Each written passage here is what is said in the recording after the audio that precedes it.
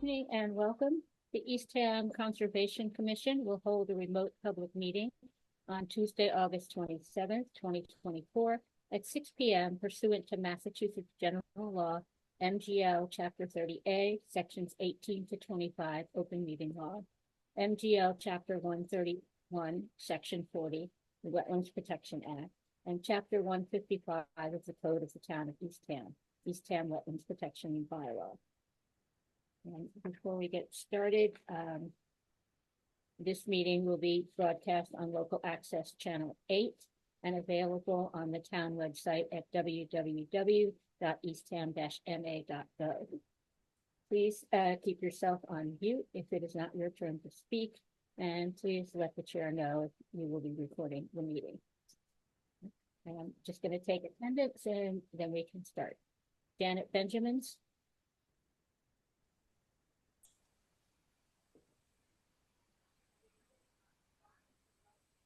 Janet, can you hear us? Your voice is very low, Tim. I'm sorry. Is you saying my voice is low? Yeah, better now that you're Oh, that's because my AirPods disconnected. Hold on a second.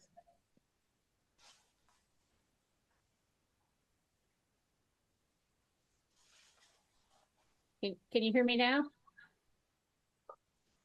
Yes. Okay. Did you all hear enough at the beginning, or do I need to start from scratch? No, it was clear. Okay, so we're gonna take attendance. Janet Benjamin.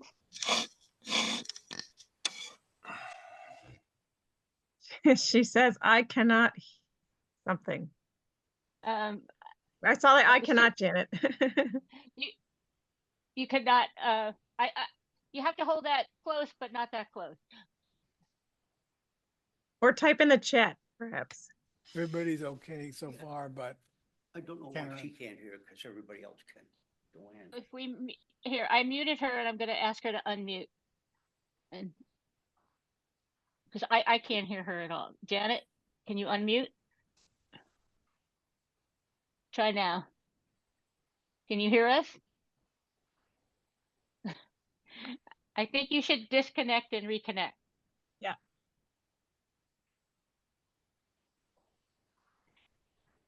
And okay.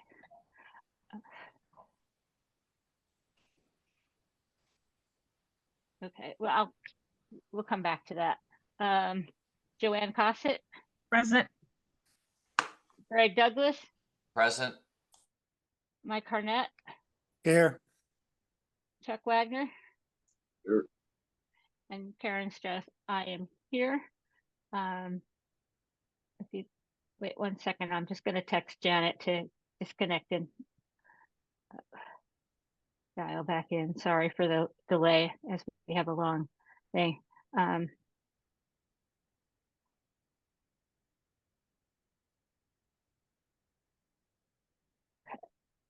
All right, so first up on the agenda is request for determination of applicability filed by Lucy M. Carlsen. Applicant proposes to upgrade septic system and abandon existing cesspools at property located at 10 Mary Chase Road, map 18, parcel 063. And Jason? Yep, can you hear me? Yes. For the record, Jason Ellis, representing Lucy Carlsen, 10 Mary Chase Road. This is just a upgrade of the existing cesspools on the property. The existing cesspools are located within the 100-foot buffer zone to land subject to coastal storm flowage. There's a salt marsh across Mary Chase Road and also across Governor Prince Road.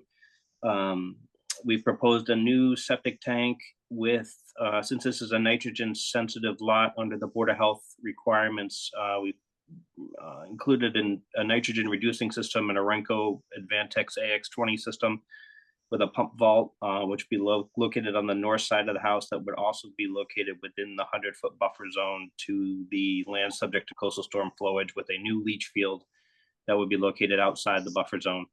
The property is pretty much wide open. It's this lawn area there that would get disturbed, and that would just all be revegetated with more lawn when the when the job's over. So it's a very straightforward project. Okay, so I do have one question. I believe you wrote you were gonna fill the cesspools. Correct. Yep. Okay, and that would be a clean fill Yeah, that would be or what? yeah, the cesspools would be pumped out and Mhm. of the sewage, and then they'd be filled with clean sand and compacted in, filled over with topsoil and revegetated. So Just for the record, I'm going to note that Janet has rejoined us and just check if she can hear and speak. I can. Okay, thank you. Any other questions for Jason on this filing? Okay, so if we could have a motion for a positive 2A and a negative 3. So moved. Okay, Second. and a second. Okay, Janet, Yes. Joanne, Yes. Greg, yes, Mike, Yes. Chuck? Yeah. I'm a yes as well. Okay, next up is request for determination of applicability filed by Mary J. Nardini, Revocable Living Trust. Applicant proposes to upgrade septic system at property located at 15 Charlie Noble Way, map 19, parcel 001. And Jason? again, Jason Ellis representing Mary J. Nardini Revocable Living Trust, 15 Charlie Noble Way. This is an existing dwelling. It has an old style, old 1978 Code Title V system that's located in the southeast corner of the property. This is probably one of the last properties on this street that actually has an older style Title V. A lot of the properties there have been upgraded over the years.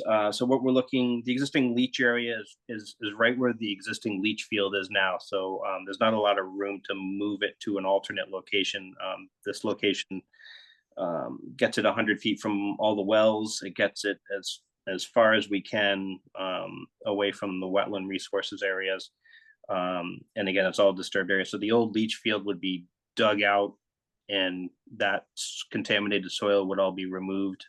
Fresh sand would be brought in, and the new leach field would be placed in that. And then we're also proposing a new septic tank. And again, with an Orenco Advantech system, this is a nitrogen sensitive lot under the Board of Health regulations. The area there is mostly invasives. There's an abandoned garden area in that location. There's no trees are proposed to come down or anything. So it's pretty straightforward. All the construction would come right off the edge of Charlie Noble Way, so there wouldn't be limited disturbance on the property. And that's pretty much it. Okay, so I want to thank you for pulling it as far back from the resource as possible. That's much appreciated. I do have a question about the old septic tank. The choice of abandoning it in place as opposed to pulling it out. Can you talk about that? Yeah, again, the septic tank would just be pumped out. Well, all the sewage would be removed out of it. The top of it will be crushed in and then filled with clean sand and then compacted and just left in place. It's kind of difficult to get rid of the old tanks and the old blocks and that kind of thing in terms of disposing of them. So we like to just kind of leave them in place and let them become inert. It's not in the way of any of the other septic components, and the contractor will make sure that it's not a hazard to anybody in terms of collapsing or caving in or anything like that. So. Okay, that was my only question. Any questions from anybody else or Alex? No. So if we could have a motion for a positive 2A and a negative 3 and special conditions for septic systems.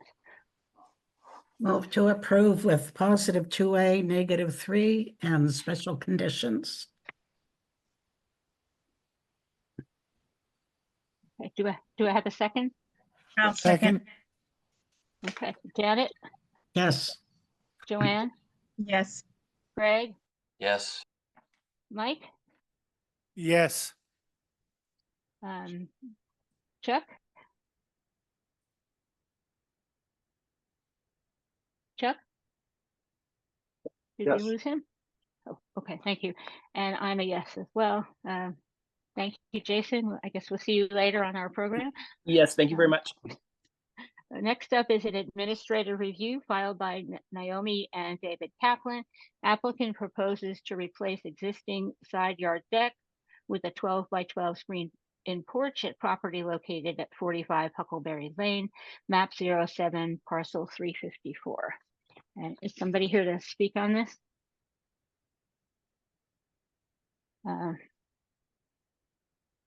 Okay, I see David Kaplan. If you could unmute now, please. Okay, can you hear me now? I can. Thank you. Okay, great.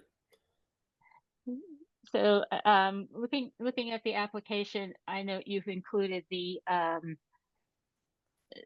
proposal from Cape Associates, but no details about the actual construction work. So we were wondering about what kind of footings are going to be used and materials for that, and also if it was basically a one-to-one replacement in terms of size between the porch and the patio. And Yeah, exactly. So this is really it's a very modest 12 by 12 screened-in porch to be built over really an existing wooden entry landing and stone patio, which is at the ground level. So I'd emphasize that the new footprint would be very, very close to the existing footprint of these two features. And the point I would make also is that this is a very small addition over previously disturbed developed ground, and it's only really improving previously developed space with very minimal disturbance to the ground, and only a slight enlargement, if any. As far as the footings, it'll likely be supported, I think, by 2 or 3 concrete piers and a ledger board on the house. okay. Okay, are you planning on removing the patio and the landing? No, we're just going to build over it. Okay, thank you. Janet, you have questions? Yes, I had some questions. I would like to have a more detailed map that shows things more actually. And I wondered if any trees or branches or shrubs would be removed. It looked as if you might have to remove the ones in front of the house, but No, there's actually no shrubbery in front of the house at all. It's actually set way back. there's some right adjacent to the house. It wouldn't be impacted at all by this project.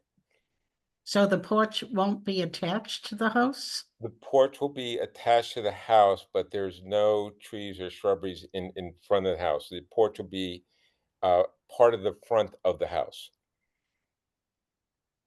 Well, a few of us were out there this morning and maybe I don't have the correct front of the house. It's actually the front door. The front door. Where the patio is, or what we Where the thought. patio was is, the patio. exactly. Yes. There are some shrubs there. Against the house, I think. Is that Yes. what you're alluding to? Yeah. Right. Yeah. We would probably have to take a little bit of shrubbery just off of that front door. That's adjacent to the house. Yeah. I see Alex has his hand up. He was there this morning. Okay. I would like a more detailed map with some more details as to exactly what you have to do. Okay. Thank you. Okay, Alex? Yeah, just to follow up on Janet's comment, it did appear that there was some shrubbery adjacent to the house near the proposed location. I didn't take a close look at it, so I'm not sure if those were ornamental plantings or natives. That was ornamental, Alex. Yeah. Actually, that actually replaced a deck. Those plants, but that was years ago. Okay. So would that require removal of the shrubbery or just some pruning? Just only maybe 2 feet worth We'd leave most of the shrubbery against the side of the house, but because the porch will be affixed to the front door, it just won't, I don't think, impact too much of the shrubbery at all. Okay, thank you. Greg, did I see your hand flash? Go ahead. Hi, quick question. We didn't have a map, I mean, a diagram of the actual structure. There's Right. going to be a roof, I assume, on this porch, like a peaked roof. Correct. And there'll correct. probably be gutters along the roof for drainage. I'll have to get back to you on the gutters. Let me get back to you on that. Yeah, I'm just curious if we get some detail on the drainage off the roof, whether if there's going to be gutters and drain pipes, maybe we want to put in a little bit of some type of system to absorb the water. Okay. Okay. Any other questions from the commission? Okay, it sounds like there's a need for a little more information from you. Okay. And therefore, would it be okay to continue to our next meeting on September 10th? Certainly. Okay. I'll have the information by then, for sure. Oh, Alex? Yeah, and then Dave, you and I can be in touch when it comes to the additional information the commission's requesting. Okay.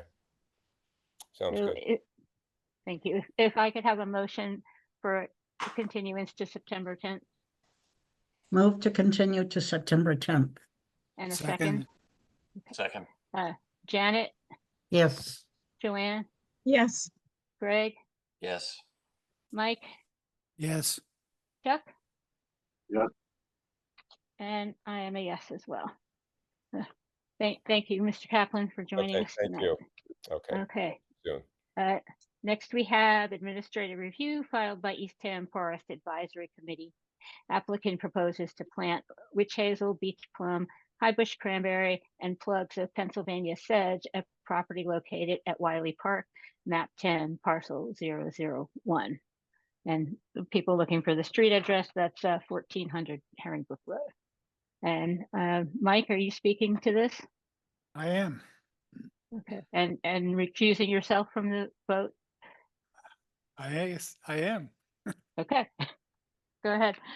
Okay, the first slide shows you the location. It's down by Great Pond, near the dog beach. The second slide with the red triangle, that shows you on the right, that's where the old trail is. See that coming down? It's becoming eroded. So what we like to do is fill in the triangle with the witch hazel, the cranberry, and the beach plum. But we also like to get DPW to cut up, there's a whole pile of logs off the slide, but it's to the right. And we just need some logs to put, that's the brown things in the planting plan to help stop the water because it's right now it's running down. So we would like to make steps and we'll plant in between that. And the last slide is the planting plan that shows the 3 witch hazels, 6 beach plum, and 2 high bush cranberries. And then we're going to put in Pennsylvania sledge plugs around the logs. Any questions? Well, it's a very nice plant mix. Thank you. And you answered the question I was going to ask about who's cutting up the logs. When are you planning on doing the planting?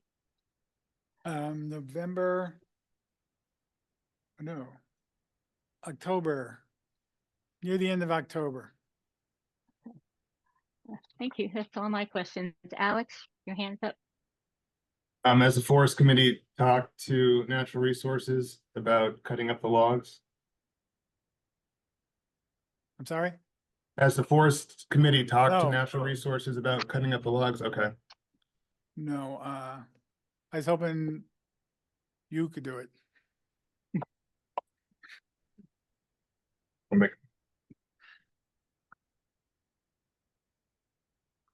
And what was the date you were hoping to get the plantings in? Well, we were going to be open whenever DPW can do it. We can have somebody there. We'll either stake out where the log should go or we'll have a person there. Because we were so unsure of DPW, but we can work whatever works for you guys. Okay. Any other Thank you. questions? So if we could have a motion for a positive 2B and a negative 3. And I guess there's special conditions for planting. Let me just check that note. Move to approve with a positive 2B. Wait, Is it a since negative 3? this is an admin review, so we wouldn't have. Oh, I'm gonna we mess don't- this up, I'm Determination. we sorry. don't, I'm sorry. Oh, an admin review. Sorry. Getting ahead of myself there. Okay, so we need a motion to approve with 24-hour notice to the Conservation Department before any work. So somebody would make that motion. And what were the other statements? It's a simple motion to approve with 24 hours notice to the Oh, so I don't Conservation have to do the. Department before. and the No, Okay, you can just say so moved if you want. okay. We'll move to approve with a 24-hour notice. Do I have a second? Second. Okay, Janet, Yes. Joanne, Yes. Greg, Yes. Chuck? Yes. And I am a yes as well. Okay, thanks, Mike. Thank you. Next up, I'm going to open the next two together. Continuation of certificate of compliance filed by Gary and Jan Ross for SE 19-1798 for removal of existing dwelling and foundation and construct a new dwelling on a pile supported structure at property located at 345 Harms Way, map 01 parcel 110, and continuation of notice of intent filed by Gary S. and Jan E. Ross. Applicant proposes to implement a planting plan to restore the native plant community at property located at 345 Harms Way, map 01 parcel 1110. And John? Yes, Madam Chairperson. I received an email from Lindsay Strode, who is not able to make the meeting. He had a family member pass. So with your indulgence, I'm asking for a continuance to your next meeting, please. Please express our condolences to Lindsay. And our next meeting is September 10th. Is that good? Yeah, if I could ask a favor, can I have these two items first on your agenda? Because I do have a conflict later in Brewster that same night. I don't see any problem with that. Do you, Alex? Yeah, we'd be happy to do that. Thank you very much. Okay, so if I could have a motion to continue these two items to September 10th. So moved. And a second? Second. Okay. Janet, Yes. Joanne, Yes. Greg, Yes. Mike, Yes. Chuck? Yes. I am a yes. Thank you, John. Thank you. Have a good night. Okay. Next, we have a notice of intent filed by Kristen and Kenneth DeLeo. Applicant proposes to install coir envelopes, fiber rolls, a sturdy Sandra fence, and nourishment at property located at 20 Beach Road, map 19, parcel 28A. Karen, this is Wayne. Just want you to know we have several people in town hall who would like to address this when it is appropriate. Okay, thank you. Good. And Nick, the floor is yours. Yeah, great. Nick Crawford from Crawford Land Management, here on behalf of the applicants, the DeLeos. So what we're looking to do here is, I'll try to keep it short and sweet. I know that some of you were out there this morning on a site visit and were able to view the site and the proximity of the home and the components of the home to the beach. Over the past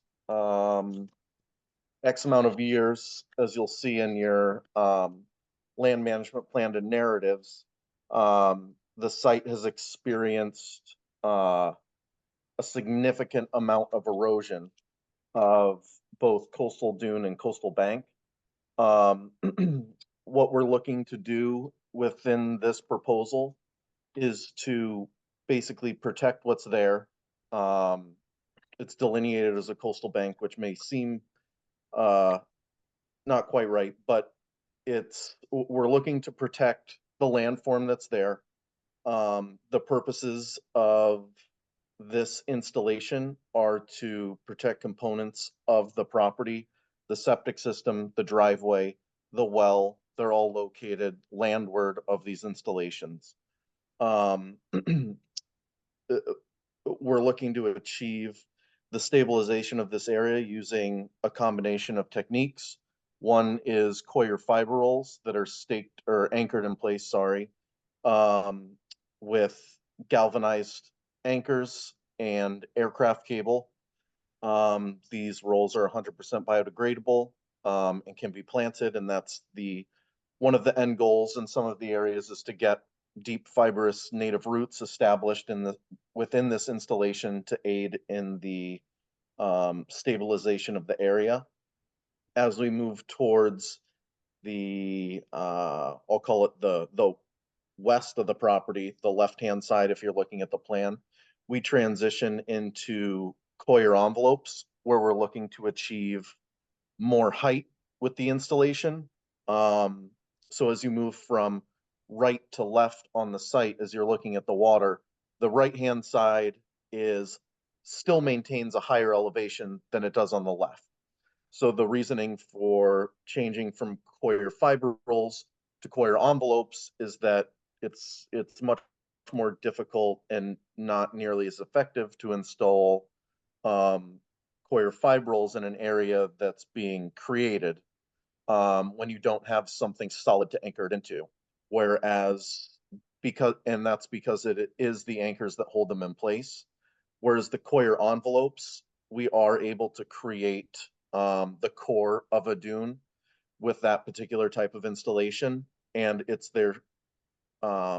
they do have anchor posts that help them maintain their form, but in all intents and purposes, it's the sheer weight of the coir envelope that holds them in place, being 3 feet deep, 3 feet tall. By however long they are, every 3 feet of them is by default a cubic yard, and 1 cubic yard of sand weighs approximately 1.5 tons. So it's the sheer weight of the coir envelope that holds those in place, and they're constructed entirely with biodegradable materials, a coir matting, a burlap that's coated in wax, which only helps it last a little bit longer. And the anchor posts are from untreated green oak lumber, which is just much heavier and robust, and means that we don't have to install anything with pressure treated components. In addition to the coir fibrils and the coir envelopes, there is a sturdy drift fence, which helps maintain beach elevation. This fence would also be presumably constructed from untreated lumber, green oak, rough sawn lumber, and green heart pilings. So there's no components of the project that are pressure treated. In my personal experience, the green oak material is by far the way to go. It's much stronger. I have yet to have to replace a picket or a cross member or anything on any installation where we've installed a sturdy drift fence that's constructed from green oak. And then to cap off the project, the entire installation, and I'd say 90+ % of the sturdy drift fence are covered with sacrificial nourishment. If you look at the sections on the plan, the installation is designed not quite to the flood zone, and that's partially to allow this landform and this installation to still function as a coastal dune and release the sand that's been nourished over the top of it.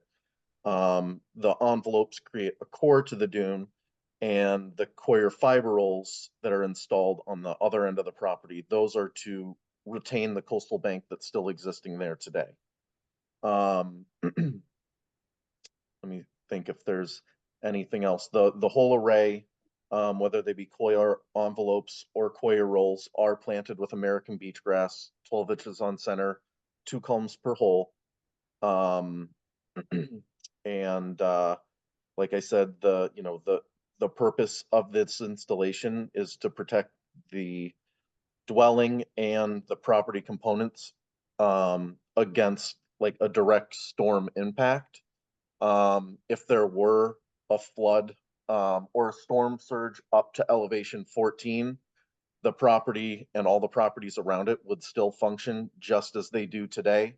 The installation would be end around, it would be overtopped, and it would still function as a dune, as called out by the state. So with that, I'll open it up to questions, as I'm sure there are some. I'm sure there's probably many. I'm going to start.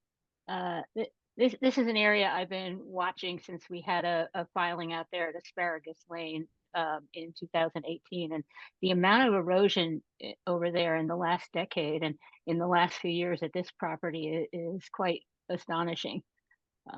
It looks to me from the pictures you shared and the historical satellite photos that the only thing protecting the house at the moment is root mass at the coastal bank. Mm-hmm.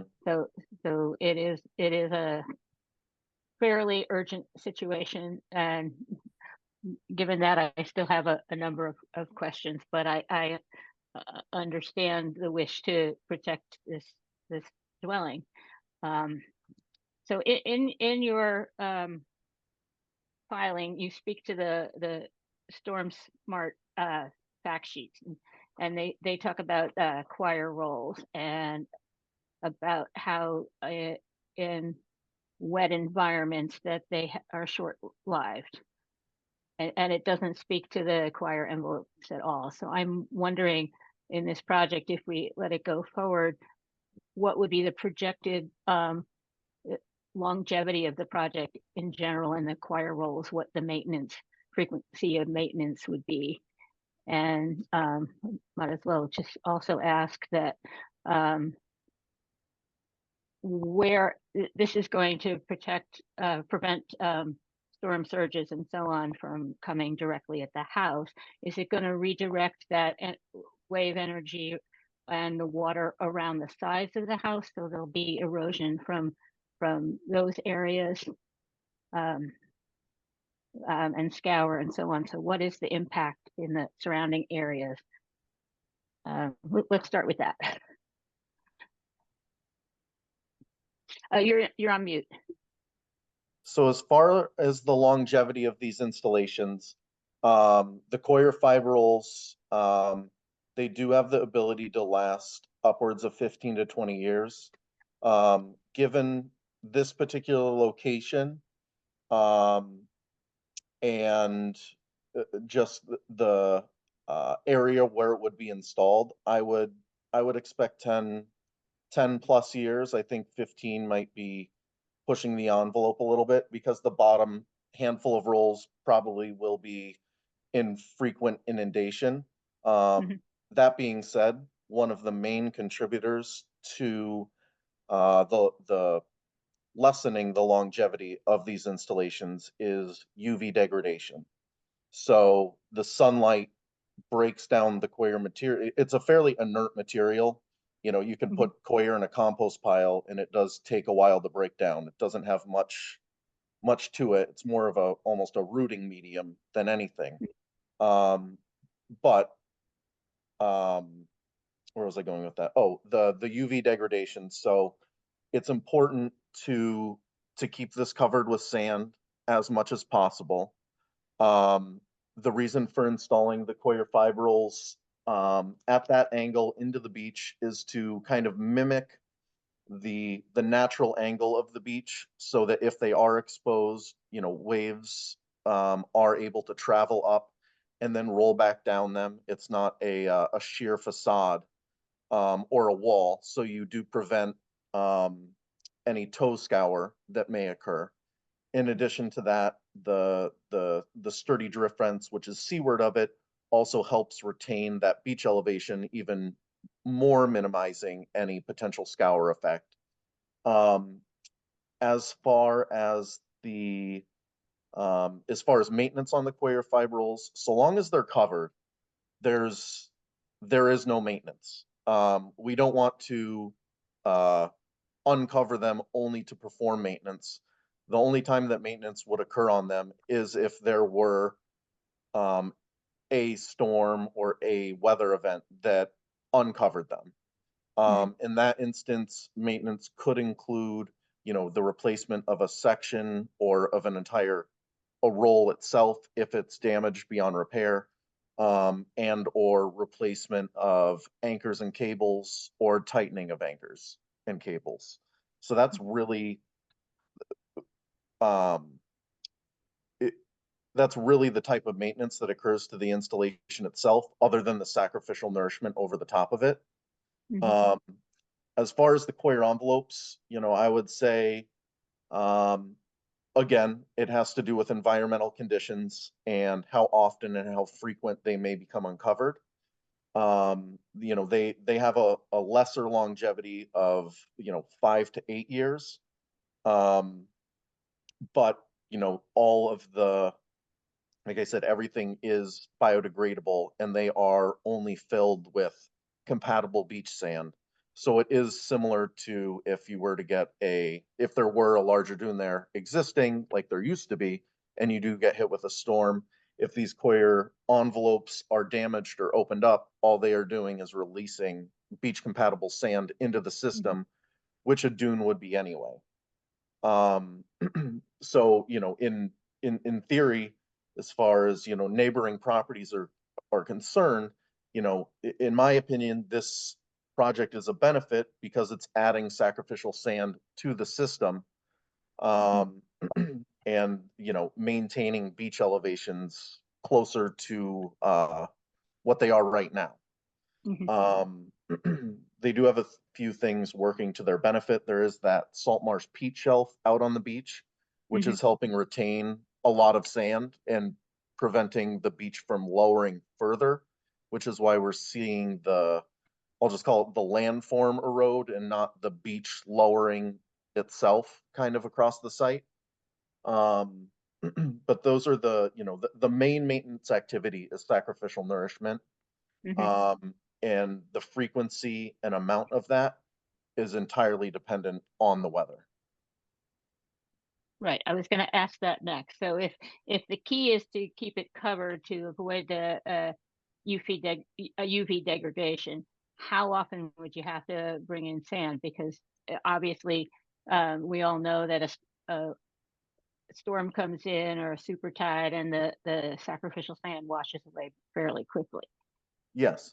So that's part of the reason why, we're avoiding Chapter 91 by keeping the entire installation and all of its components above mean high water. But at the same time, while keeping the installation behind mean high water, we're also able to keep the potential replenishment to a theoretical minimum. What that minimum is, like I said, is entirely dependent on environmental conditions. For example, we have, we've done similar installations in the past, in Brewster, not very far from here as the crow flies. Immediately after one of the installations that same year, all the sacrificial nourishment was taken away. The fence was exposed, rolls were exposed. It was the same year we had all that ice flow. I think it was 2017, when the ice stacked up on the beaches. And so what happened was, we went out there the following spring, or as soon as we could, while getting all the necessary permissions, nourished the installation again. And I would say that ever since 2018 or so, it's been minor minor nourishment activities that have taken place each spring to kind of top it off before going into the summer, before it starts accreting windblown sand from the bay. But like I said, it's really environmentally dependent. You know, our Bayside projects have been very stable and grown in really well over the past, 4 or 5 years, where the south side, Nantucket Sound and south facing beaches have taken the brunt of the damage. So it really just depends on environmental conditions. The annual rate of erosion in any one place may be X amount of feet per year, but usually what happens is, things kind of stand still for a little while, and then all of a sudden you get a weather event and you're whacked with 3 years of erosion, annual rate of erosion, kind of all at once. And I think that's what we've seen, especially at this particular property, over the past X amount of years.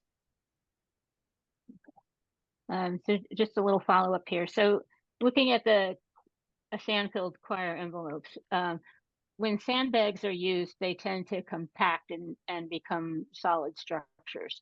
Is that something that occurs with the coir envelopes? I think, yeah. So you're referring to, so there's like synthetic geotubes, right, which are either hydraulically or mechanically filled, and those retain all the sand inside for the length, or for the amount of time that material lasts. Sand in and of itself, especially the 1/4-inch screen sand that we have to use for beach nourishment, has a very, very small percentage of fines in it. So it's able to be, I want to say, stabilized to a certain point, but you can't really compact it just due to the sand itself. Sand is round, and it's hard to get it to stay at a slope that's any higher than 2 to 1. So the bags do slump. The installation, the coir material is 1,000-gram coir. It probably has, I'd say the gaps in it off the top of my head are 1/4-inch holes in it or so. The burlap obviously is a much finer material that has much smaller holes, but again, it's much shorter lived than the coir. The coir is what gives the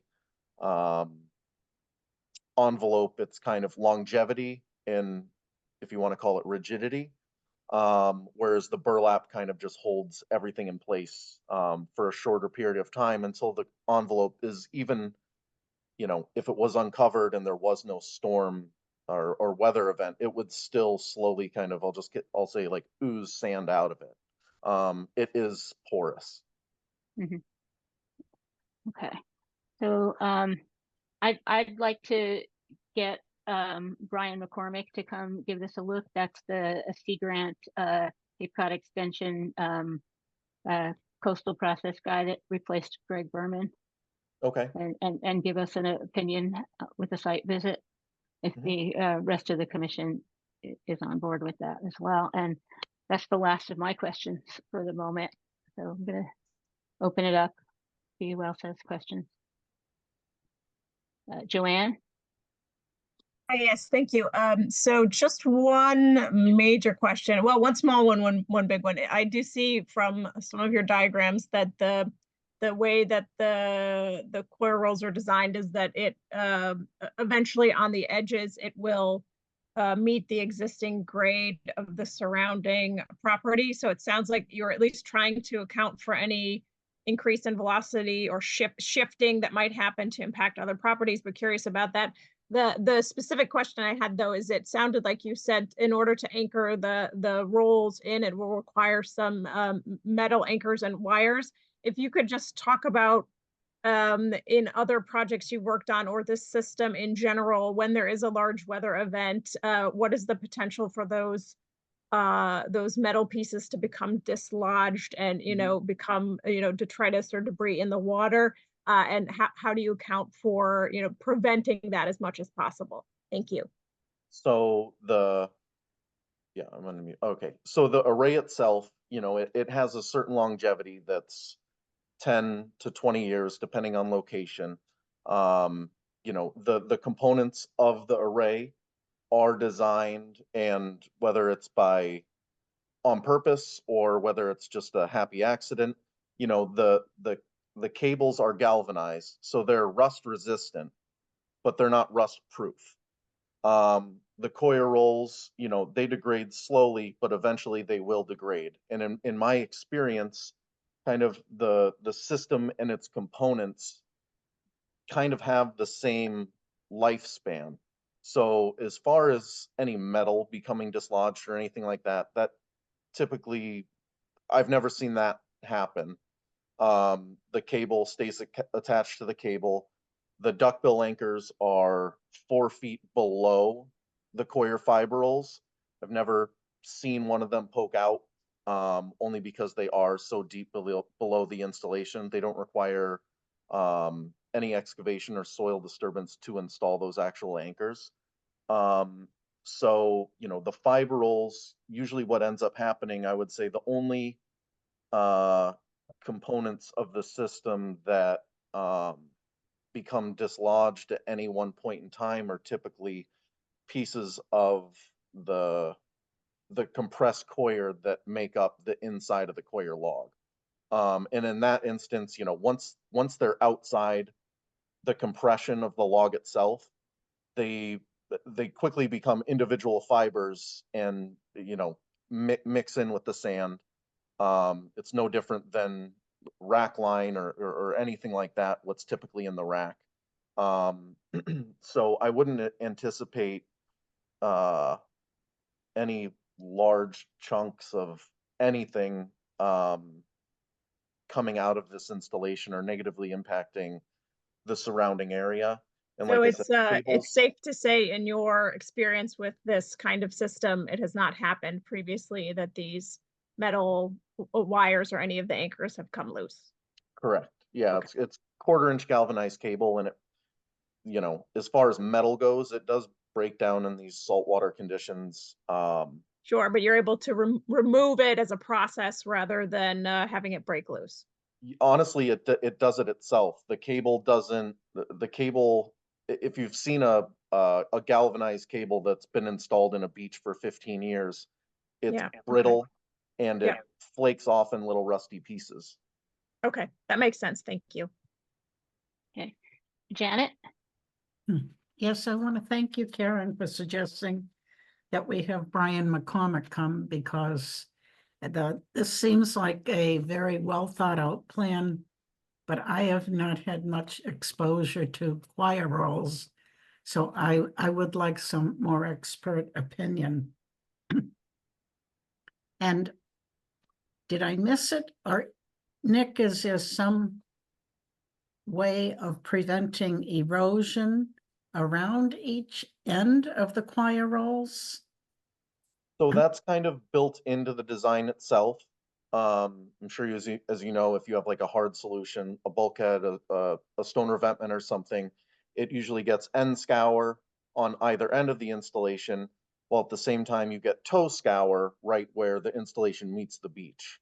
In this instance, the entire installation is nourished over the top, so it replaces that sacrificial sand, or not sacrificial. It would in theory replace the sand that would naturally enter the system that we're trying to hold back. Also, like Joanne said, it does tie back in to actual elevations, so it's not sitting out there like a sore thumb. So I wouldn't expect any end scour on either end of the installation as well. It's not a hard solution. It does allow, sand does fill and pass through the coir logs slowly, albeit not like, sand doesn't pour through them, but eventually the logs become soaked in sand. And then in addition to the anchors holding them in place, the coir fibrils also become heavy. When we install them, technically they float, but over time, as you keep them covered with sand and they get inundated, they do fill with sand. So I wouldn't, in my personal experience with the nourishment and the way that the array ties back into the property, also short of the property lines, if there were any effects at the end, they should also be kept on property. Thank you. Okay, Mike? Oh, yeah, I just have a couple. It said you may put in snow fencing that's on the dune, that's inside the sand drift fence, right? Yeah, so the purpose of the snow fencing is basically to get free sand throughout the season. You know, while sand is accreting during the summer, we're looking for that snow fence to act as basically a tall beach grass to knock the sand down that's blowing out of the air. And I've installed, you know, snow fences in the past that have become totally buried. And we've installed another snow fence on top of them to keep sequestering sand. And it does work really well. And again, it just depends on environmental conditions, but every little bit helps. Yeah, it's biomimicry, right? Yeah, and it does, one thing that's really nice about it, so sometimes the sand that we use on the projects isn't exactly the same color as the beaches. What this does is it sequesters that natural sand and just makes everything look more natural, because it becomes covered in the sand that's naturally blowing off the bay. And one more thing is, could you define secondary equipment for the maintenance access? Going off Beach Road. Says Secondary equipment, I think we had secondary equipment access. So ideally we'd be accessing the project for construction purposes from Boat Meadow Landing to the right-hand side of the project if you're looking at the water. Given, you know, that there's no, one thing that's nice about this is there's no abutters between the town landing and the property. So if we have the town's blessing, we don't then need to get permission from a bunch of other landowners to cross their property. But if we weren't able to get permission for that town landing, we would propose to access through the site itself, and that's the secondary equipment access. You know, it would be due to the area anyway, you know, the project would be completed and installed while everything's dormant. So we would protect any of the existing vegetation with alternamats or anything that we needed to use. Alternamats, a sacrificial covering of sand to access it from the property. But we wanted to put that in there just in case to cover our bases. Okay, thank you. Okay, Greg?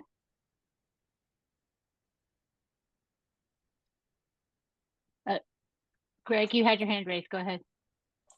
Nick, I was wondering if you could just speak to the vegetation plan that you've proposed and how it will help stabilize this bank over time. Yep. Is there a long-term objective that eventually this will be a stable system? So we aren't, I'm not gonna lie, the revegetation strategy is nothing fancy. We're planting into screen sand that's been brought to the site. It's just American beach grass.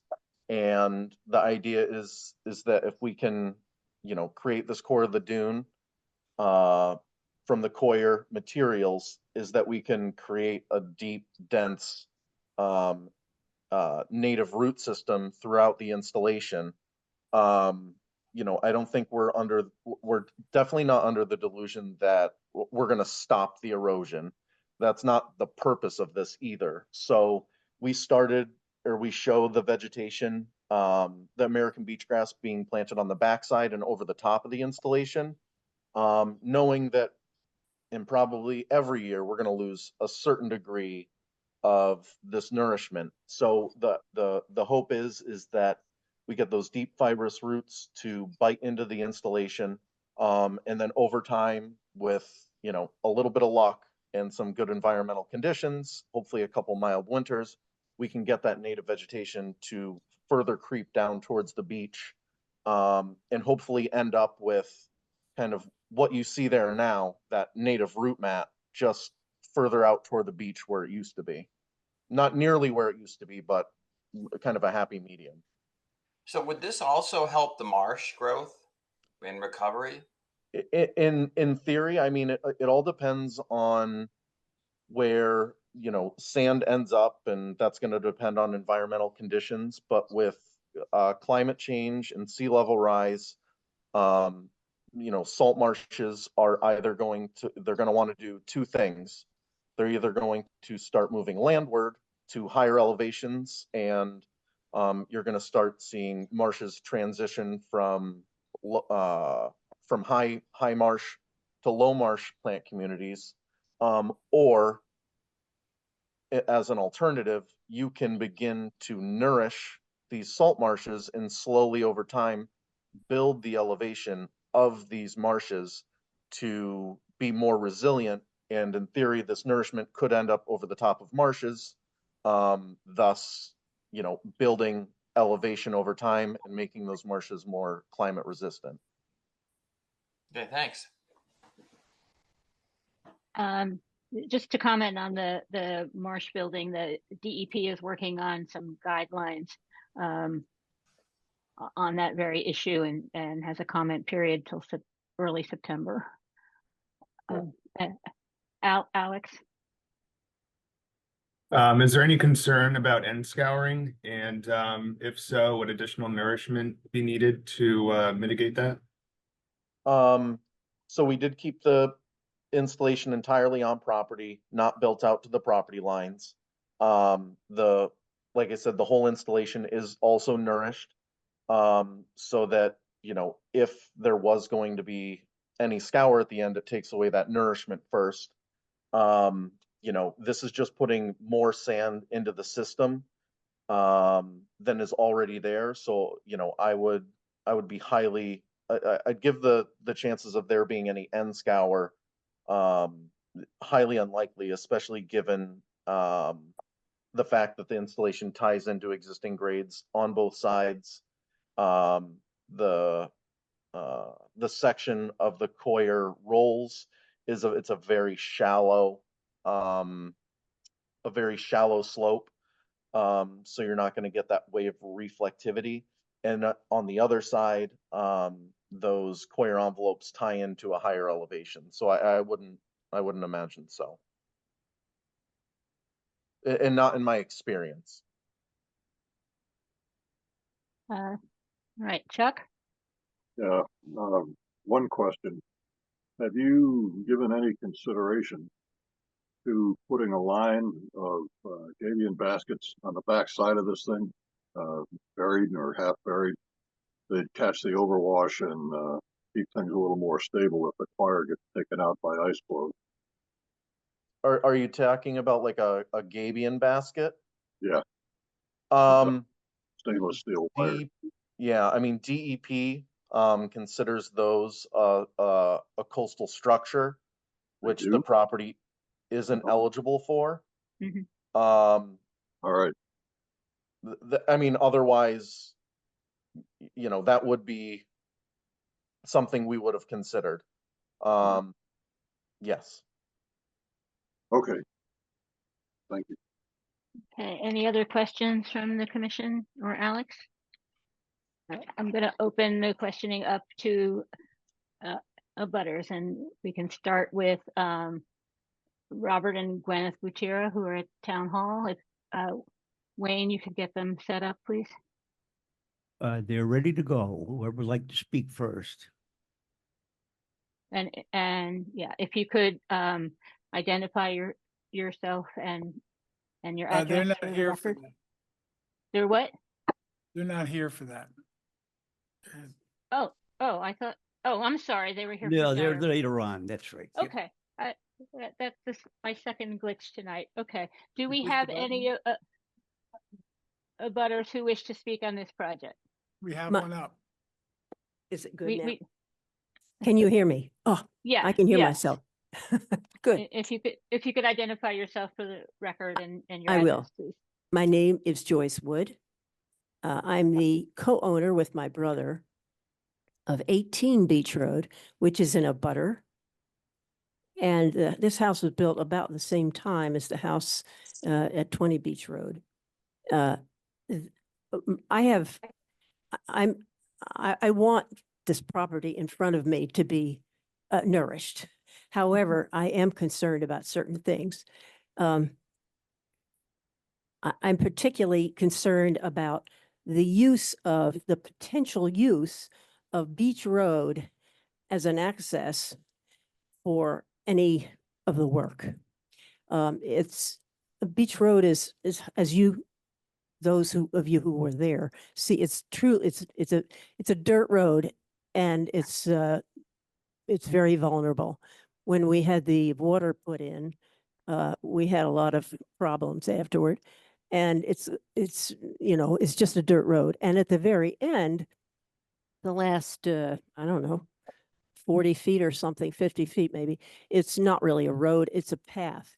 And that path is a healthy system. I would expect you all would agree that it's a healthy system at this point. And a lot of us are very concerned that will be damaged if access for this project is made through that road and path, really.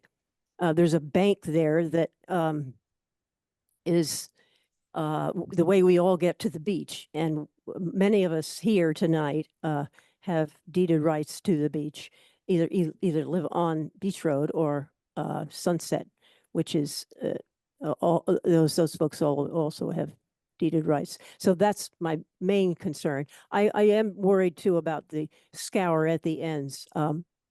But you are addressing that, and I'm hoping that can be addressed properly. Okay. Okay, thank you. Nick, do you want to talk about Beach Road? Yeah, I mean, so, like I said, our intention or our first choice would be to access from the public landing. Our second choice would be to access via the property. I know exactly what you're talking about. So far as Beach Road, and it turns into basically a footpath down to the beach. I don't think we would be pursuing accessing via that particular spot for the exact reasons you just stated. We wouldn't want to damage anything that's existing that we're trying to recreate or protect. And then as far as the end scour, I think I explained how the design of the installation tying into the contours, along with the sacrificial nourishment, and then in addition, the drift fence maintaining the beach elevation in that area, plus all the sand entering the system. I don't think that there would be any, in my experience, I haven't seen any end scour on any of our projects, and I wouldn't anticipate them on a project like this, and I wouldn't anticipate that in this case either. Thank you. So Nick, if we did approve this, would you be okay if we specifically excluded that last area of Beach Road as an access point for the project? Yeah. Okay. Thank you. Are there any additional abutters who would like to speak tonight? If you could please raise your hand. Okay, I don't see anybody, so. There is, there's one Karen, more. there's one up. Yes, Okay. my It's name very is hard. It's very my hard to name see is people at Martha town hall. Clark, and I'm at 10 Beach Road. And again, I wanted to speak to Beach Road because as you know, it is a private road and it is maintained at the cost of the residents.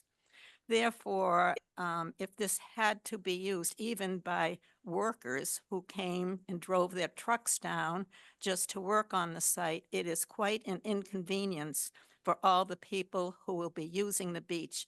And even in the winter, we walk the beach almost every single day. So that is my only concern. And my other question is, will any of this material be put alongside of Beach Road along the DeLeo's property, or is it all on the bay side?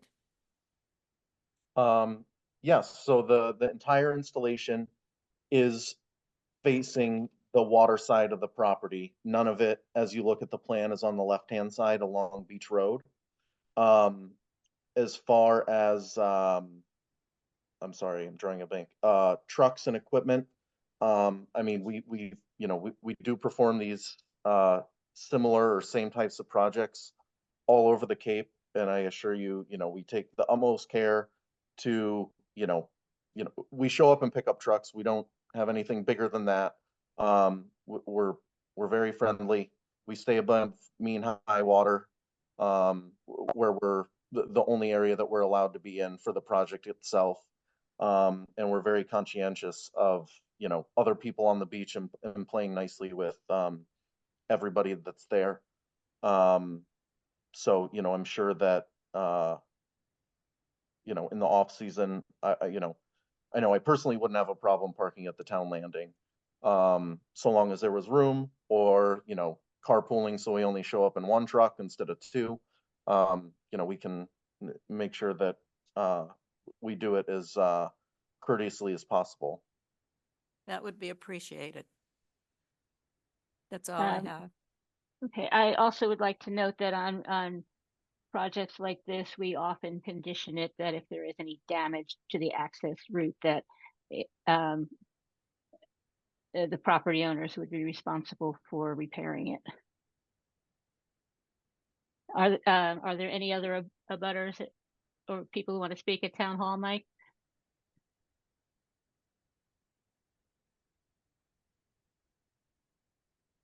Looks like no.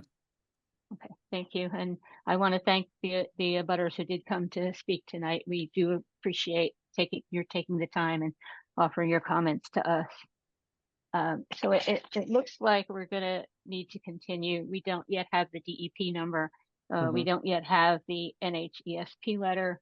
I think the commission in general is interested in having Brian McCormick come. So that would need to be scheduled. So if we could have a continuance to after Brian's site visit and his report is generated, would that be okay with you, Nick? You're muted. Would you be the ones reaching out to Mike or Brian at the extension service, or? Yes, Alex would be taking care of that and Okay. would be in communication with you as well, so that you would know the site visit dates and we could coordinate so you would be able to attend. Yeah, I think, if that's something that the commission wants as a whole, then I think, we're already waiting on MISA. And so, I think that's I don't have a particular problem with it. Okay, thank you. Does anybody on the commission not want to see Brian come out and take a look? Okay, No, I so think it it's looks a good idea. Okay, so it looks like we're in agreement there. So if we could have a motion, please, to continue this matter until Brian is able to get out to the site and issue his report. Hold on. Yes. Somebody else wants to speak. Okay. Go up to the. Just in the nick of time. So close. Oh, okay. My name is Kathy Phillips and I live at 17 Beach Road. So I'm across the path. My property is number 17 and then number 19, which, when we bought the house in the late 90s, it was all marsh. And now, as you saw today when you went, it's beach. So I'm having a hard time visualizing what this fencing is going to look like and how that's going to affect people as they go down to the beach and say they want to go to the right down toward the parking lot and that beautiful crescent that's out there now. Obviously, most people now are coming in front of my house because it's all sand and it's all beach. But how are people going to get, it seems like by putting all this fencing in, I understand why you need to do it, but it seems like by doing that, you're limiting people as far as how much they can enjoy the beach or where they can go on the beach. So what, I am having a hard time visualizing all this. So after the I would say two things. The fence after the installation would be completed is almost entirely covered. It's only the basically the seaward point of the fence that typically sticks out. So it wouldn't have, and it's all gray weathered wood. It wouldn't have at least not in my opinion, like a visual impact on the area. As far as the location of the installation, it is all located above mean high water. So, I mean, technically per the state regs, and I hope I'm not speaking out of turn, but that's where property owners own to. So we wouldn't be impeding any access to areas that aren't already public or aren't already able to be used by everybody.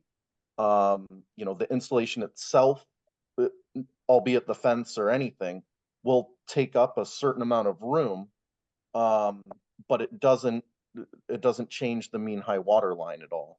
I don't know if that answered your question or not. It won't block the beach at all. It's not like a fence. It's not like I understand maybe it's hard to visualize if you've never seen it before, but it's not like a picket fence or a stockade fence you could walk right over the top of it without taking a high step, because it's buried. So, maybe when we come to the next hearing, we can provide some example photos of similar installations. And that way you can see what it actually looks like as well. So how tall will it be? So it's mostly buried. It is the panels of the fence itself, meaning, the pilings are 8 to 10 feet long. I'm just trying to see what we spec'd out on this particular plan. So the pilings are 10 feet long. They're, the panels that are put on the fence, or on the pilings, I'm sorry. The fence panels that are put on the pilings are 4 feet tall, but about 2/3 of them is buried in the existing beach, and 1/3 of it is buried by the sacrificial sand that goes over the top. So it's not like a structure that sticks out of the beach, unless, God forbid, we were hit with, a catastrophic storm and the beach elevation dropped 4.5 feet. Then in theory, the whole fence could be exposed, but you'd have to lose 4 feet of beach elevation in order for that fence to be visible. So the purpose of the fence is to aid in maintaining the existing beach elevation, and it does that by being 50% open and by design 50% closed. I'll call them the pickets. The upright components of the fence are 4 inches wide, and then there's a 4-inch gap, and then there's another picket that's 4 inches wide, and so forth. So it does retain and help hold back a certain amount of sand, but they're totally, transparent and water moves through them freely. The sand just tends to accumulate and stay in I call them the V's, the points as they point at the water and as they point landward. That's where they help retain the beach. And if we can help maintain existing beach elevation, it can help prevent, further erosion. Okay. And I just have one more thing to say is that when my husband was still alive, I guess the path of the water as it was coming in changed drastically. And there was a break, and it was starting to break through up into the marsh. And at that time, we called the Conservation Commission to come out and look at it. It was my husband and another neighbor, Mr. Robinson. And at that point, the commission was, well, we're not really going to do anything about this. We're just going to, let nature take its course. And now it did, and Yeah. it will.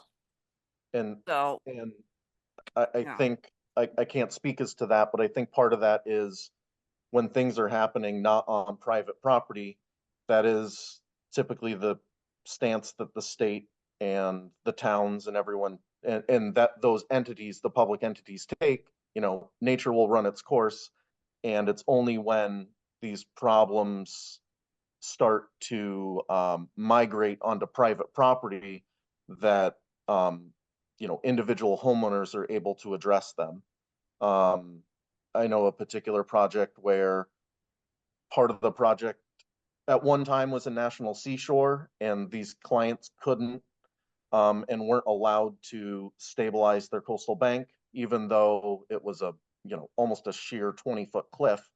But as soon as that bank eroded back another 10 or 15 feet and got onto their property, then they were able to address it. So it's just, I think it's a matter of ownership, and quite honestly, kind of who's willing to pay for it sometimes. And in the instance of the town and the state, the river and the dune and the beach are functioning as they are defined to function as land types.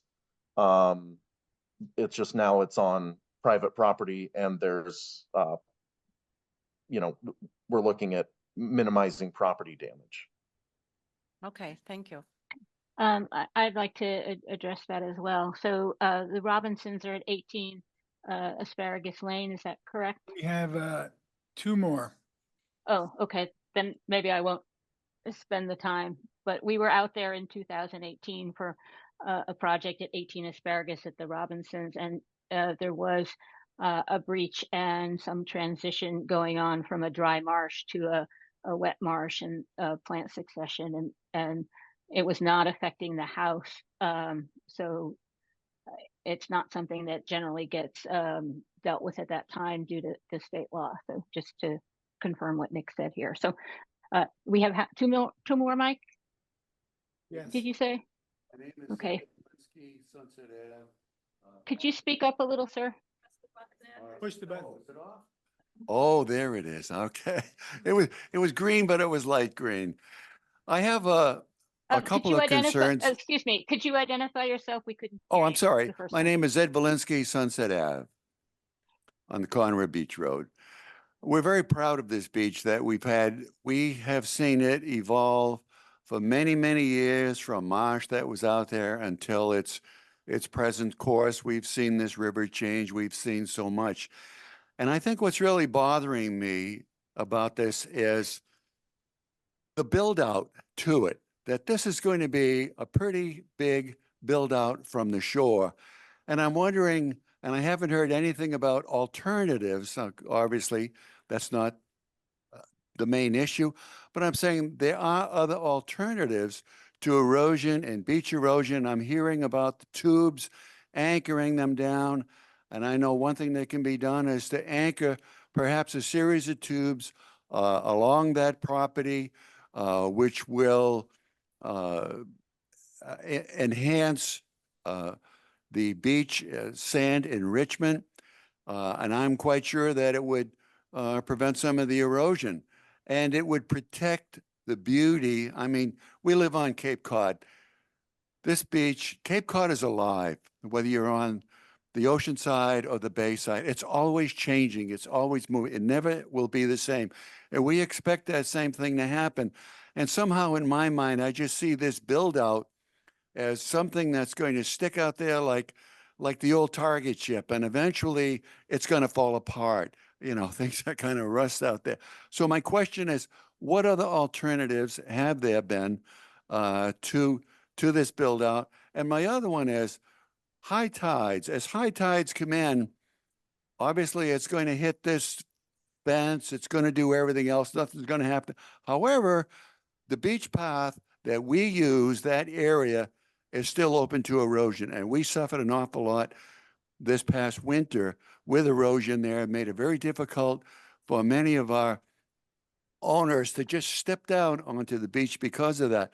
My concern is how much of our road beach path is going to be eroded. Did anybody think about that?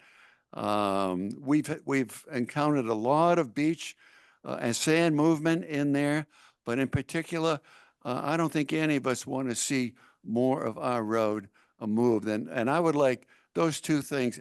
what other alternatives have there been? And also, what about the erosion that would take place on the western side of this build out? Thank you. So to try and answer your questions, given the property itself, the year of the house, its location, and the fact that it's a coastal dune and a coastal bank, we are limited to certain stabilization solutions and techniques that are quote unquote soft solutions as opposed to hard solutions. And I think, I don't know if this is what you were talking about or not, but when you talk about tubes, typically it's a synthetic material. They do end up creating toe scour and end scour that is, when you do confine sand inside of those geotubes, that is when you turn sand from a soft solution to a hard solution. So what we're proposing here is a tool in the arsenal that we're allowed, or not allowed, but that are acceptable stabilization techniques for areas like this. As far as erosion at the end of Beach Road. So in other words, that was not an option. Well, so we're limited by our options. It would have been a bad option because it was a hard fix. Potentially, if that's what you were talking about, it can have adverse impacts. As far as alternatives, I think that the third party reviewer will probably state a couple, and in my mind, there's basically two other ones. There's do nothing, and then there's just do sand. The last alternative, which is the one we're proposing, is to construct something that's a soft solution. As far as erosion at the end of Beach Road, in my opinion, this project is only advantageous to that access because it's only adding more sand to the system, which in theory should erosion take place there anywhere along that shoreline, this sand is entering the system. It's extra sand entering the system. And in theory, so you're saying that the build out is going to provide additional sand at the base of our road access onto the beach? So technically, we're not allowed to do work off property, but it's not a stretch to imagine that during a storm or a weather event that depending on tides and everything else, that sand taken from this will be deposited on the beaches around the installation. So it's, we're not allowed to do work off property, but, the nourishment is to replace the sand that would naturally enter the system had the dune or coastal bank been able to naturally erode forever. So, we are doing kind of a benefit to the surrounding properties by adding extra sand to the system, and thus, in theory, reducing the amount of erosion or beach elevation. All right, well, let's just hope it works that way. Thank you. Okay. Thank you, sir. Is there one more? Yes. Okay.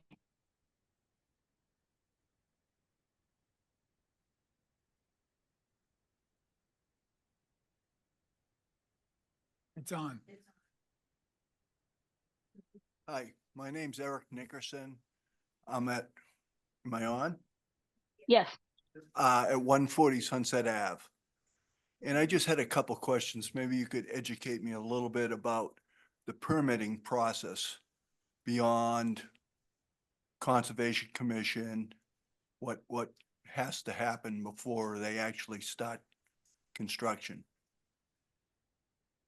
I can address that one. So for this project, we're going to continue it so we can have an outside expert come and review it. The project has been submitted to Mass Wildlife for endangered species review, and we're waiting to hear back on that. And the project if we approve it, may get certain conditions applied to it from that. And then if the commission decides to approve this project, there is a period where for appeal after the order of conditions is issued, and then the agent would meet with Nick and other contractors on site before any work would begin, and the work would take place.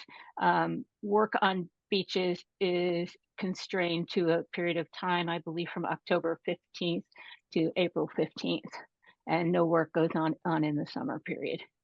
Does that answer your question, sir? My first question. My next question is, at the end, when we're done, is there a certified plan required? So when the project is completed, they will submit an application for a certificate of compliance, at which point the commission will review the work to make sure that it is in compliance with the approved plan and order of conditions. And if it is, then we will issue a certificate. But do they have to supply like a certified plan like you would on your house? So we do sometimes ask for an as-built plan. So I don't know if we'll do that here, but they have Nick would have to submit a certification that the project was in substantial compliance with the original order, and the commission would go out for a site visit as well. Okay, but at what point do we know that the boundaries, they're within their boundaries? So If there isn't a certified plan. yeah, so before we implement any work, and when we have like a pre-site meeting before any of the work takes place, we do have licensed public land surveyors go out there. They will stake the property lines, they will stake mean high water, they will stake the ends of the installation, and they will give us at the same time a benchmark where we can shoot elevations from to make sure that the grades that we're setting and our installations are per the plan. So those are, some checks and balances. The site is delineated before any work is even performed. Yeah, and does that answer your question, sir? That question, my next question is the material they use to replenish the sand. Now, the gentleman said it was like a washed sand. A screened sand. Screened sand. Now, I hope it doesn't look anything like what they've been putting at the parking lot at Boat Meadow, which is awful. There's rocks, cement. It's just that end of the beach. It doesn't look natural at all. Yeah, it certainly wouldn't have rocks, it's 1/4 inch screed sand. There's nothing in it larger than a 1/4 inch, and there's very, very, very little of that. From Eastham and the state, any sand that we do intend to bring in for nourishment, we have to provide a sieve analysis with that states, from the pit, from the sand pit, or whoever we're purchasing the sand from, that this sand is, 94% X amount of material, 6% this size, 2% fines. We have to provide documentation and proof that the material that we're placing on the beach is compatible beach material. So, in certain, this doesn't pertain to this project, but some beaches have much more cobble and stones, that make up the beach, and we have to mix that. In this instance, it's a very fine sandy beach, so that's the material that we would be placing there. Now, this sand, this replenishment sand, it sounds like this is a kind of a maintenance situation depending on the winter and so on and so forth. Now, is there restrictions on when they can do that? Or have they given any thought to how they're gonna replenish it? Yes, so, it will depend upon the quantity, usually any type of nourishment does require some kind of equipment access. So, you know, we would access via the same accesses that we're trying to get approved per the plan, meaning either the town landing or over the property itself. As far as time of year, like Karen said, it's usually limited from October 15th to April 15th. I believe in this particular instance, it'll be even less. It'll be from October 15th or Columbus Day, whenever, whatever Eastham says, to April 1st, because I believe we're in mapped habitat. So we have an even smaller window when we need to be completely done, cleaned up, and off the beach by. Now, the initial installation in the sand, do you have any idea how many yards of sand you're bringing in? If you look at Yes. the filing that was that's on file with the Conservation Office, it gives all of those details. Okay, I guess that's be my last question would be, where can we get a copy of the plan? At the Conservation Office. Alex, if you wouldn't mind. Yeah, I'd be happy to provide anyone interested in a We plan. can just come in and ask, go to the Conservation Office and ask, and we can get. Correct. Yep. We could provide you a copy, or if you provide us with an email, we can email a copy to you. I've got a couple emails from the site visit today that I'm sending plans out to. So yeah, we're happy to share that with anyone who's interested. Okay, thank you. Okay, thank you. And it seems like we're done with questions. So if we could have a motion to continue this until Brian is out for the site visit, and we have the report and the MISA report as well. So moved. And a second? Second. Before we vote, Alex, did you want to say something? I was just going to say to Nick, I'll reach out to Brian and I'll be in communication with you about a site visit. Yeah, sounds great. We'll be looking forward to it and hope to meet out there soon. Okay, so we're going to vote. Janet Benjamin? Yes. Joanne? Yes. Greg? Yes. Mike? Yes. Chuck? Yes. And I am a yes. Thank you, everybody, for joining us. Thank you. Next, we have notice of intent filed by Gary and Shirley Brothers. Applicant proposes to install a revetment at property located at 165 Shirtlift Road, map 10, parcel 240. And hello. Okay, well, welcome. Thank you. For the record, I'm Bob Perry, and I am here before you representing three landowners, actually, Miriam Vanderkloot at 145 Shirtlift, and Donald Cook, his wife Linda, at 195 Shirtlift, are the primary applicants. I think just for propriety's sake, since the brothers do own the property, we included them as applicants. They're primarily owners, and it's probably been 1 year since we visited you about this same project. The conditions have changed a little bit. The notice of intent that we submitted had an updated plan where we just double-checked the topography on the coastal bank, and we located and presented the homes on each side of 165 to demonstrate the close proximity that those homes have to the erosion problem at 165.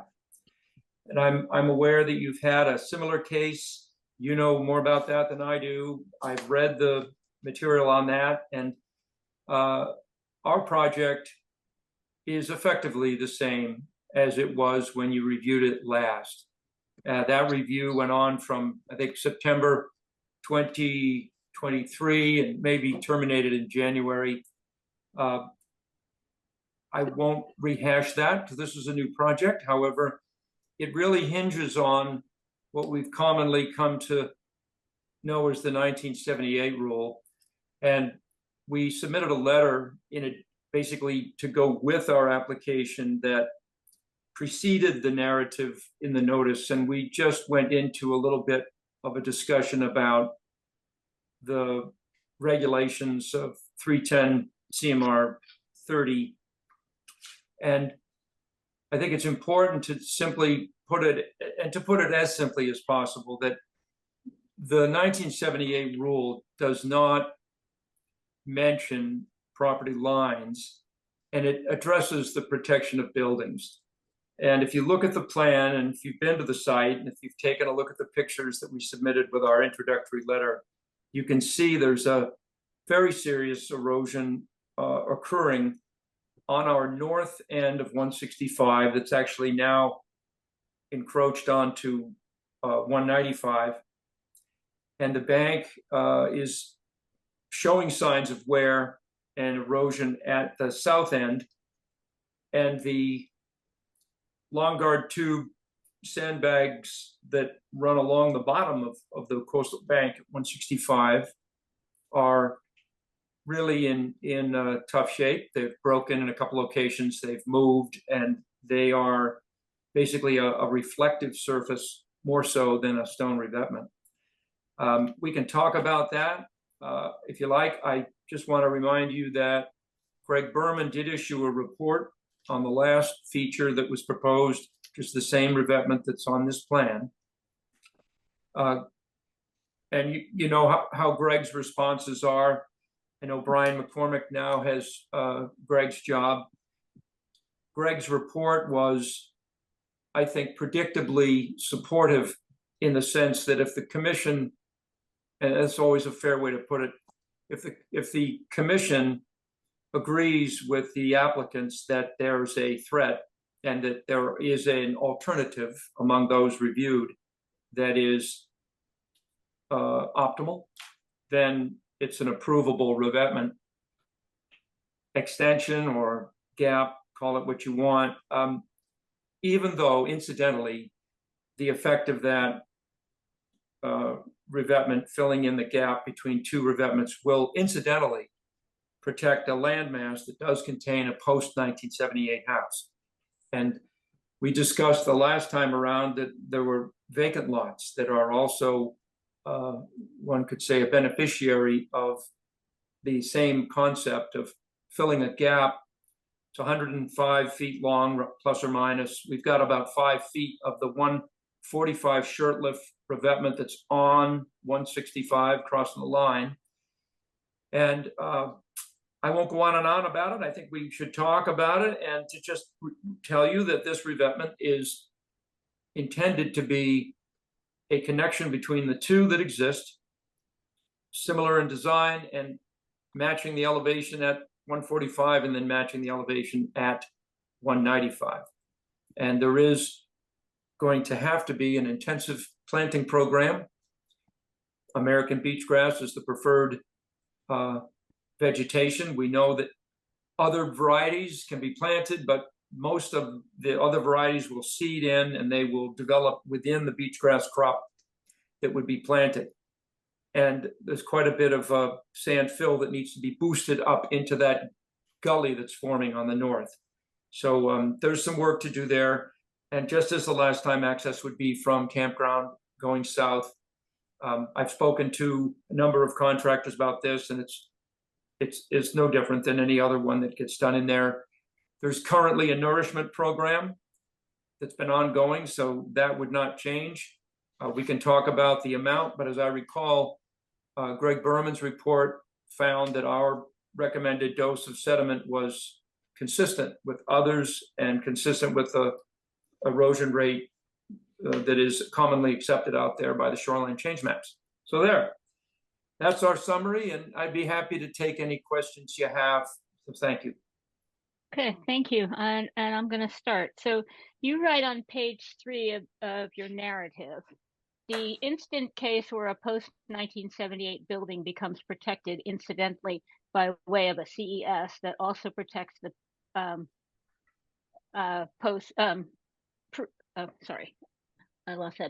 that also protects the pre-1978 buildings does not violate the 1978 rule.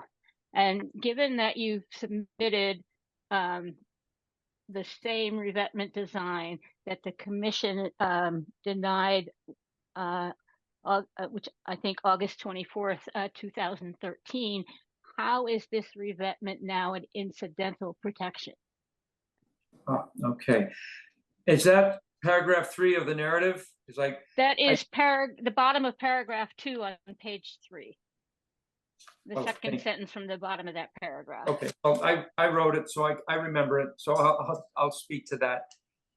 We have a project that, by all accounts of alternatives analysis, should not be changed because the physical nature of it satisfies its purpose and it solves the problem in a manner that, at least through our analysis, provides the best available measures, as that's termed in 310 CMR 33. So the difference here is that you're being approached by landowners that have concern for their property and for their pre-1978 buildings. That's the difference. It's obvious. And in our discussions when we were before you the last time, that topic came up. It was also the, I would say, the essence of a similar project just north of this location, where the co-applicants have a vested interest in seeing to it that their revetments do not collapse at their ends, and that the end effect, wrapping around erosion, does not then come up to claim the coastal bank portions that are close to their buildings. And they don't own the property upon which they need to build that protection.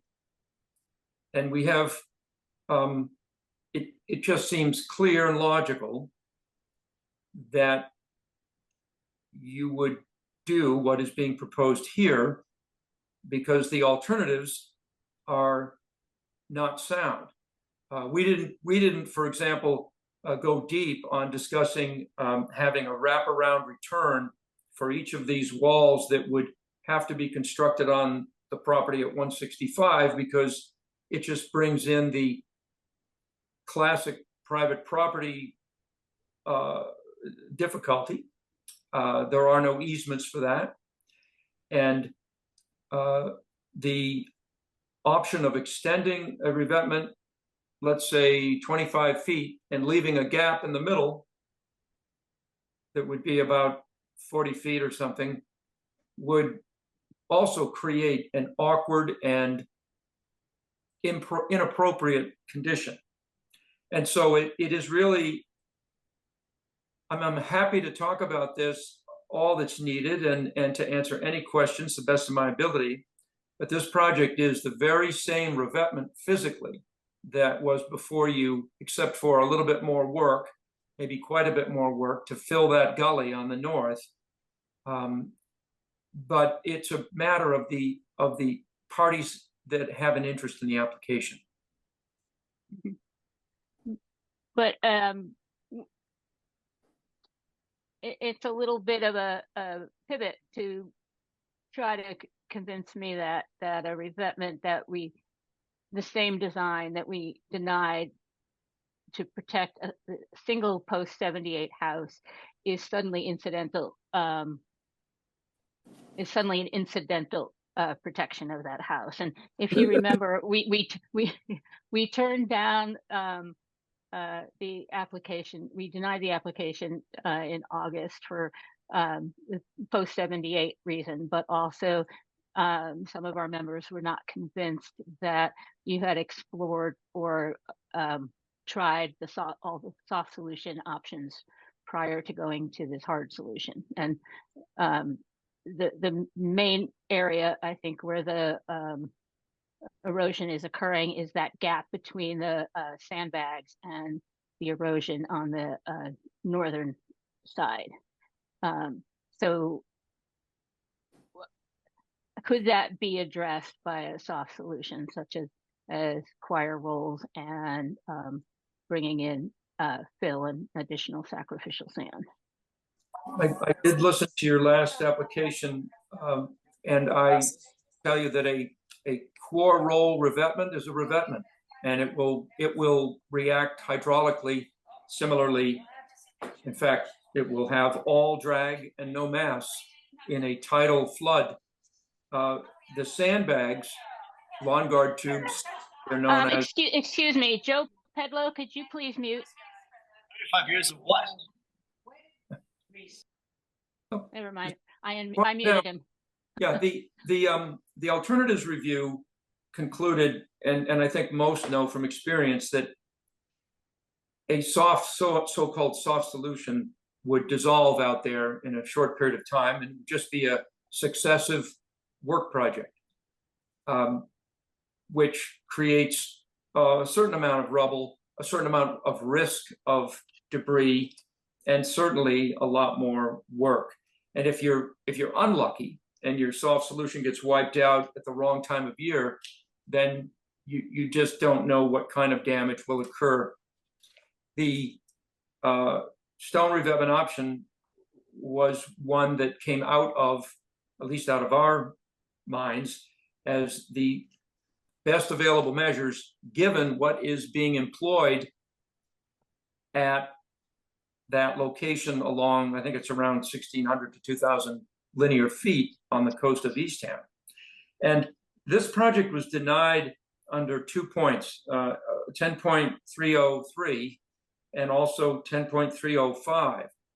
And they both relate, at least that's what the letter said, that was October 24. Both of those sections effectively relate to the 1978 rule. One of them particularly even plainly states it. If you read 10.35, I believe that is the 1978 rule.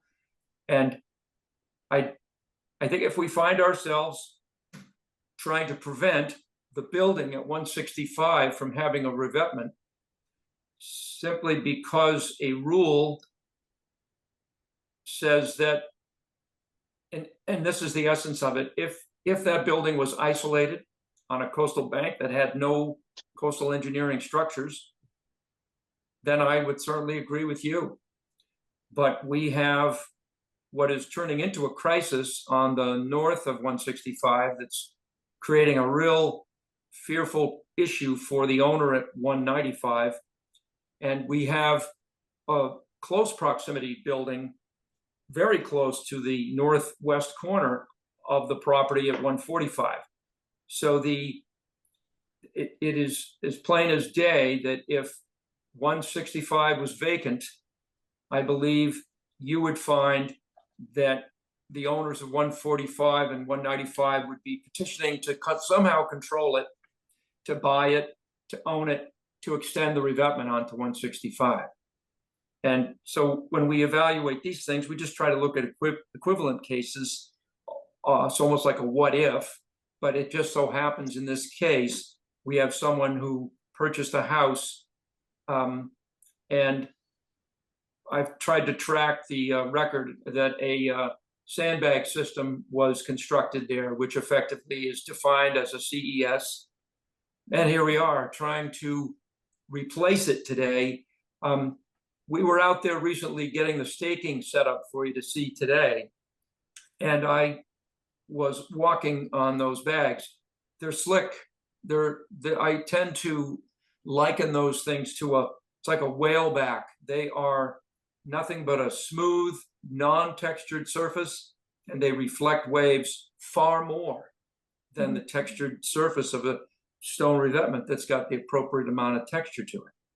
So it's just clear for us that to look into alternates that would be less effective would simply be a different kind of revetment, and those types of revetments would incur risks to all parties, recurrent work to all parties, and it's illogical, and that's where we put it.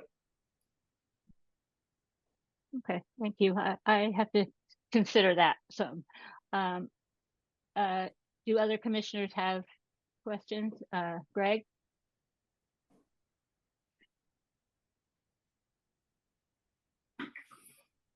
Greg, you have to unmute, please. I'm sorry. Could you discuss why there are no sandbags between 165 and 140, 195? I mean, it seems like that's where the major erosion is occurring. I was just curious as to how come they're missing. I don't know exactly that, but my recollection is that when they were proposed, there were concerns for collateral impact. If I'm right, my recollection is that there wasn't as much trouble as there is today, and the revetment at 195 was unperturbed. So there was some agreement or requirement to keep their distance. In other words, don't come near my revetment, I don't want you to harm it, or something like that. And of course, the coast is changing. Someone said tonight it's alive. Yes, it is.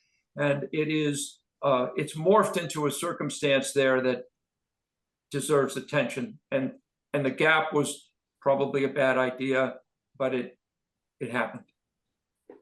Thank you. Okay, anybody else? Mike, you have anything? No, I agree with the letter we sent them. It's in violation of 10.30, 3 and 5. I don't see a way around it. It's a conundrum, but it's in black and white. Okay. Chuck, anything? Well, I'm in favor of allowing it. I don't know where to look. I can swear that at some point several years ago, we had a discussion where there was someone pulled something out that showed that if a building is between two other buildings that have existing revetments, then it's permissible to put one there to bridge to do infill.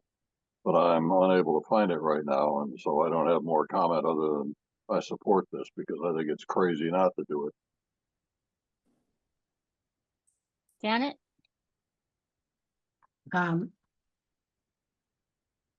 I concur with Mike. I don't know why Coir rolls or some other system wasn't put in place. It seems as if this was just ignored until it became more and more and more of a problem. And then it stated there's only one reasonable solution, which is a revetment. And I'm not sure about that. Okay, Joanne? I trend toward Chuck's opinion. I think that there's been some demonstration that that the applicants have overcome the coming all together, have overcome the 78 rule. And when we look at what is required based on the conditions in the alternatives analysis, that a hard structure would seem to qualify in this instance. So that's where I stand currently. Okay. So as nobody's asking for additional information or for an outside consultant, it seems like somebody's going to need to make a motion, and I'm going to. Madam Chair, yes. I just, if I might, I just wanted to have a comment on a couple of the comments that I did hear. Mm-hmm. I want to put it into perspective with regard to ignoring the problem that's been going on down there.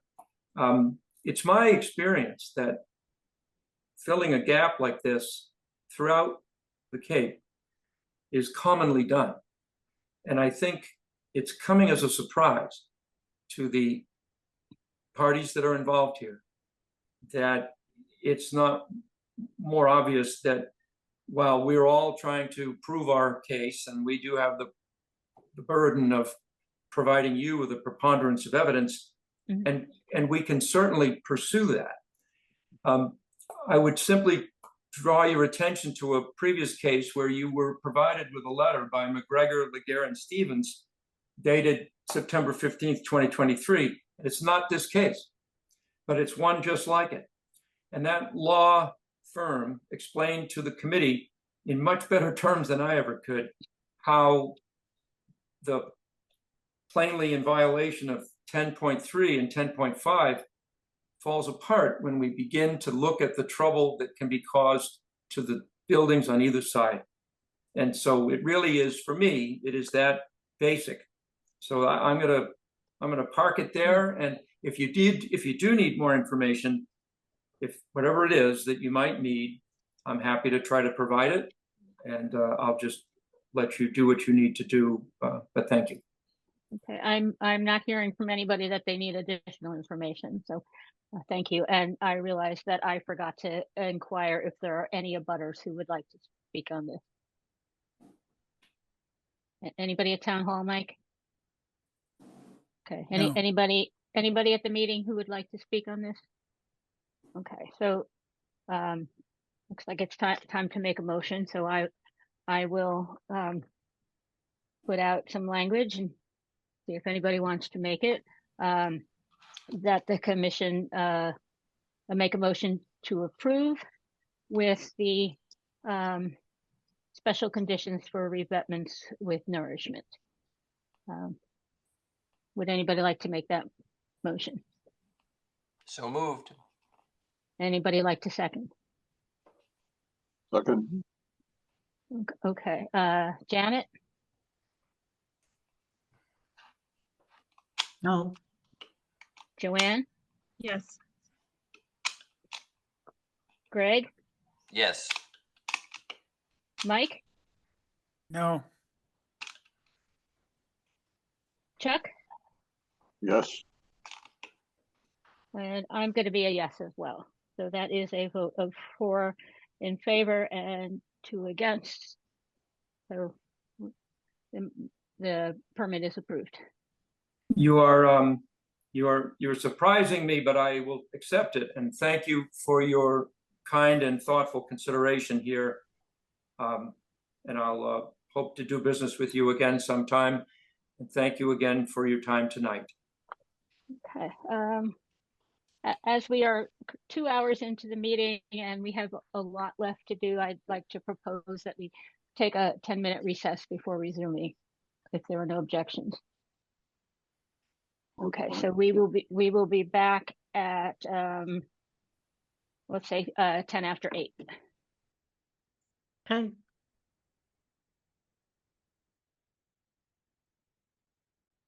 Okay, welcome back, everybody. Next up is a notice of intent filed by Robert J. and Gwyneth Butera Jr. Applicant proposes to install a pool at property located at 220 Dire Prince Road, map 19, parcel 114A.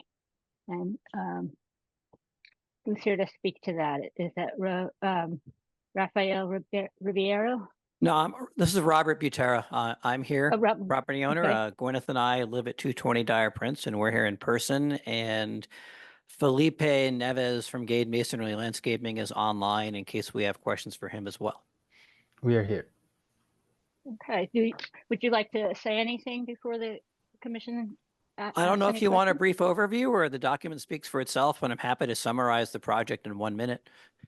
Okay, if you could give us a brief summary, that would be Sure. helpful, We're too. proposing to install a 12-foot by 20-foot in-ground swimming pool on the property. I want to thank Alex for being so helpful because, you passed last year a set of swimming pool requirements and they're new to us and apparently they're new to you as well. And Alex was very patient in walking us through them. So the pool is situated in the middle of what can only be described as a Cape lawn. It's just whatever grows there. So there's no trees or shrubs being removed. There are 2 relevant environmental buffers. There's an area of critical environmental concern to the north, and the pool is no closer than 130 feet to that. And there's the 100-foot flood buffer to the south, and the pool is no closer than 60 feet to that. The pool will be surrounded by a fence because that's simply required. We want to keep it as natural as possible. We're proposing a post-style fence with like a 4-inch by 4-inch mesh so it looks as natural as possible. and still allows, egress by small animals and, similar critters. And then inside the pool area, we intend most of the area to be grass or otherwise to use pavers that are installed to meet your definition of permeable. And that's summary. And the only other thing I'll mention is the pool pump will be a cartridge style pump that does not require being backwashed. So there will be no backwashing out of the property. Okay, so you are indeed the inaugural pool for our new pool regulations. We are apparently the inaugural pool project. Yes, and Alex reached out when he went through the filing with you. So I know he was very helpful to you, and he's very good about that. This filing, I think, is very thorough in terms of how it matches our pool regulations. So I want to thank you for the details and the thoroughness. And I really have no questions, so I'm going to open it up to the commission. Anybody who was out there for a site visit, or anybody have any questions on this? Janet? Yes, we were there for our site visit this morning, and the homeowners very graciously and kindly talked to us and walked us through it.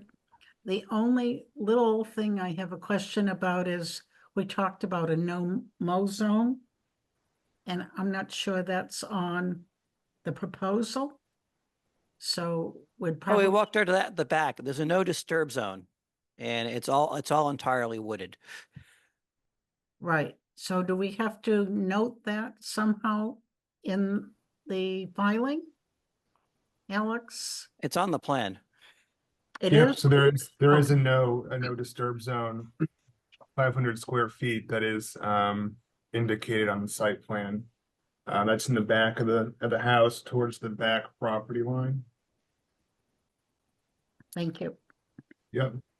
And just to add on that, perhaps we can condition a way to delineate that no disturb zone, whether that's with a couple boulders or something else. I know the commission has conditioned that for previous projects. Yeah, we discussed that it's so dense with growth, it wouldn't make sense to hang a chain or a rope or anything, but rocks would work fine for us. Okay. Any other questions, comments? Joanne? Yes, I just wanted to ask about the lighting. I think first of all, you live in a lovely area. I'm looking at the satellite map right now. Just in terms of the lighting, I know you said you're going to point it down, but do you plan to put it on a timer, or just thinking about any disturbances to any native species out there? Wanted to ask about your plan, and we plan the lighting on to at night be, or anything like that. Thank you. So we plan the lighting to be as minimal as possible. Gwyneth doesn't like bright lights. Like, we're not going to have like large lights up in the air. It's probably going to be like minimal ground lighting, along the fence post, just facing in. Okay. So more accent lighting than like bright lights shining down. Fantastic. Thank you. Anybody else? No? Any abutters who would like to comment? No. Okay. So Alex has developed some special conditions for pools for the order of conditions. Has he shared them with you? He shared a draft this afternoon. Yes. Okay. Does the commission have any comments on the special conditions for pools that they received from Alex this afternoon? No. Okay, so if we could have a motion to approve this project with the special conditions for pools. I did not receive them, Karen. Oh, you did not. Okay. Would you like, they basically mirror the regulation, but if you'd like, Alex could maybe run through them. No, I don't need you to. I'm just saying I didn't receive some of the things we were supposed to receive. I think well, remember when I turned my computer on, I couldn't hear anyone? Right, so it's probably sitting in your email now or in your spam folder, but That could be. if you feel like you're okay without looking at them, they very much are in line with the regulations as written. Okay, so if we could have a motion to approve with the special conditions for pools. So moved. And a second? Second. Okay, Janet, Yes. Joanne, Yes. Craig, Yes. Mike, Yes. Chuck, Yes. and I'm a yes as well. So thank you. You obviously did a very good submission and we appreciate that. Enjoy your pool. Thank you for your help with all, especially Alex was very helpful in the process. Next, we have notice of intent filed by Paula and Charles. I'm sorry, I'm going to mangle the name. Kochi. Applicant proposes to demolish existing dwelling and construct new dwelling, septic system modification, and town water line installation at property located at 735C Campground Road, map 07, parcel 324C. And Jason? Hi, can you hear me okay still? Yes. For the record, Jason Ellis representing the Bay Breeze condominium, specifically the Offshore Breezes LLC, Charles and Paula Kochi. The Kochis actually own 2 units in this. It's a cottage colony that is a condominium complex. So each unit, there's 5 units. Each unit's owned by a separate person. The Kochis own Unit A and they own Unit C. Units B, D, and E are all owned by other individuals. So what the Kochis are proposing, they're proposing to demolish their Unit C and rebuild basically in the same footprint. They're just pulling the building back from the lot line to be about 5 feet off the lot line. It's only about a foot away from the lot line as it sits today. But the footprint of the house is almost identical to what stands there today. So they'll be putting in a new foundation and constructing a new house on top of that, new decking around, which would all be just about the same area that exists there today. In conjunction with that, because of the Board of Health regulations, it requires some modification to the existing septic system. The septic system that's there now it's a newer style Title V that was put in, I think, around the year 2000. So it's almost 25 years old. But there's been some new changes that require some modifications to the system, particularly in an enhanced nitrogen removal system that's required because it's an environmentally sensitive lot. And there's a lot of bedrooms on the lot. It's a 37,000 square foot lot and it has 11 bedrooms on the lot. So we had to increase the septic tank size and add some pump chambers and recirculation tanks. And we have a 3-pot Orenco system that's proposed there now for the nitrogen reduction. And then we're also, the existing leach field that's there is we did an inspection, everything is functioning fine with it. It's in very good condition. So we'll be using the field itself, reusing that, but modifying it so that it's pressure dosed. So the leach field that's there now is gravity fed through a D-box. The pressure dosing is required on systems that are over 1,000 gallons per day, which the system would be. It allows for equal distribution of the sewage effluent throughout the entire leach field. So it's a better treatment process. It's better for the leach field to be pressure dosed than it is to be gravity fed. I've provided you with a project narrative and some protocols. Basically, all the work that would take place would be staged out of the existing gravel driveway area that's there. So the first step would be to remove the existing cottage.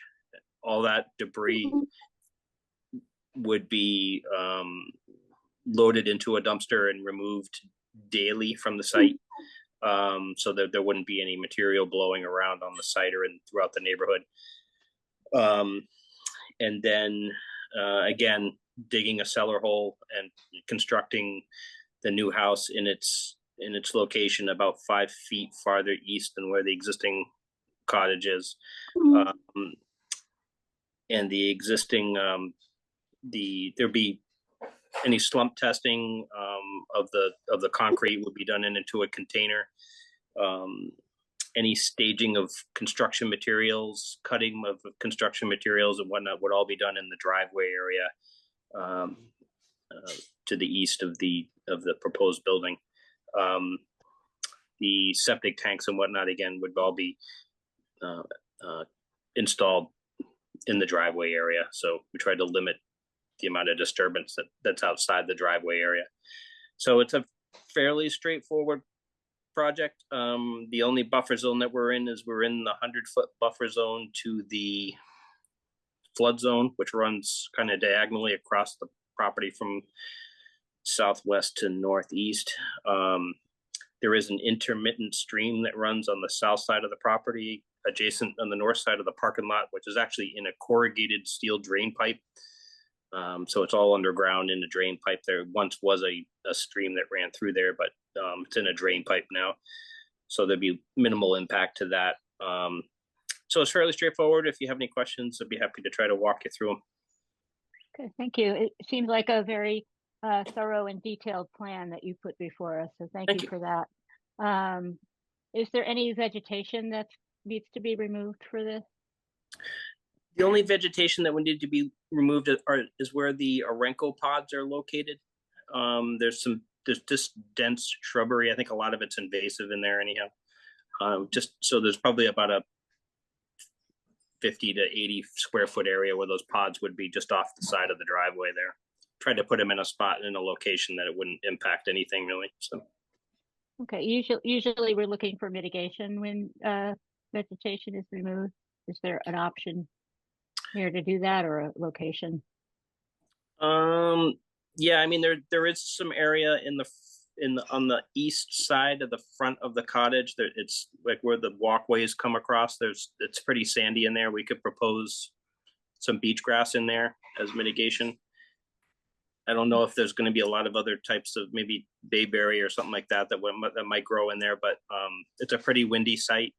As you know, that parking lot gets a lot of wind in the wintertime, so it's everything gets kind of wind burned in there. So yeah, beach grass would probably be the most successful option in there. So okay, we'll see if the rest of the commission weighs in.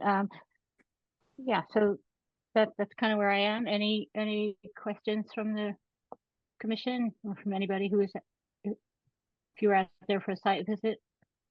Right? Nobody? Mike? It's not about the septic. I think the septic plans are pretty good. I see it's elevated. Do we know what the piers are made of? I believe he has concrete, but I can check on that for you.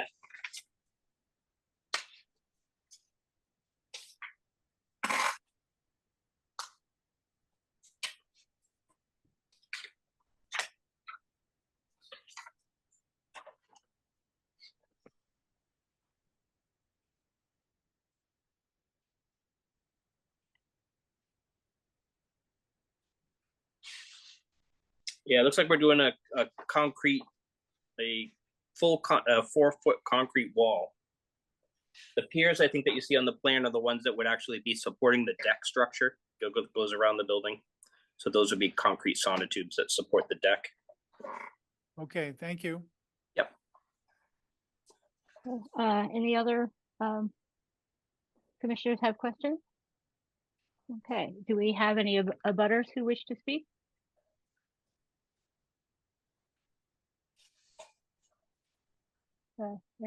Anybody at town hall, Mike? No. Okay. So, seeing no more questions, and I'm sorry, Karen. Janet, okay. I had almost forgotten about this. Is there some drainage for the new rinsing station? Yeah, the site itself is pretty sandy, but we could put some gravel under that. I know the Wellfleet likes to have wood chips under it because it provides a little bit of nitrogen reduction with the wood chips, but either option is fine with us if you felt you wanted to put a condition on with that. Thank you. So Janet, do you have a preference? Or should we could condition it with, leave it up to them to decide between the two. Just to make sure there's some drainage there, Okay. That's no problem. but I don't have a Okay. preference. Anybody else? Okay, so if we could have a motion to approve this with some additional beach grass or bayberry planted on the east side of the cottage, and with gravel or wood chips to go under the rinse stations, along with the special conditions for septic systems. And I think we also need special conditions for single family dwellings. Correct. Yep. Okay, So moved. do I have a second? Second. Okay, Janet, Yes. Joanne, Yes. Greg, Yes. Mike, Yes. Chuck? Yes. I'm a yes. So there we Thank- go. thank- You were approved. Thank you very much. Thank you, Jason. Okay, next we have notice of intent filed by Alan Chabot. Applicant proposes to construct a small addition, covered entryway, new deck stairs, and renovate existing dwelling, including new roof, siding, and decks at property located at 15 Martha Avenue, map 10, parcel 200. Hi, Laura. Hi, good evening, everyone. For the record, I'm Laura Schofield from Schofield Brothers. I'm here representing Alan Shabbat, who is the owner and applicant for this project at 15 Martha Ave. So this property is probably a quarter mile or so south of Thumpertown Landing. The property fronts on Cape Cod Bay. So along with the coastal beach that's associated with the bay, the most landward resource area that impacts this property is the top of a coastal bank.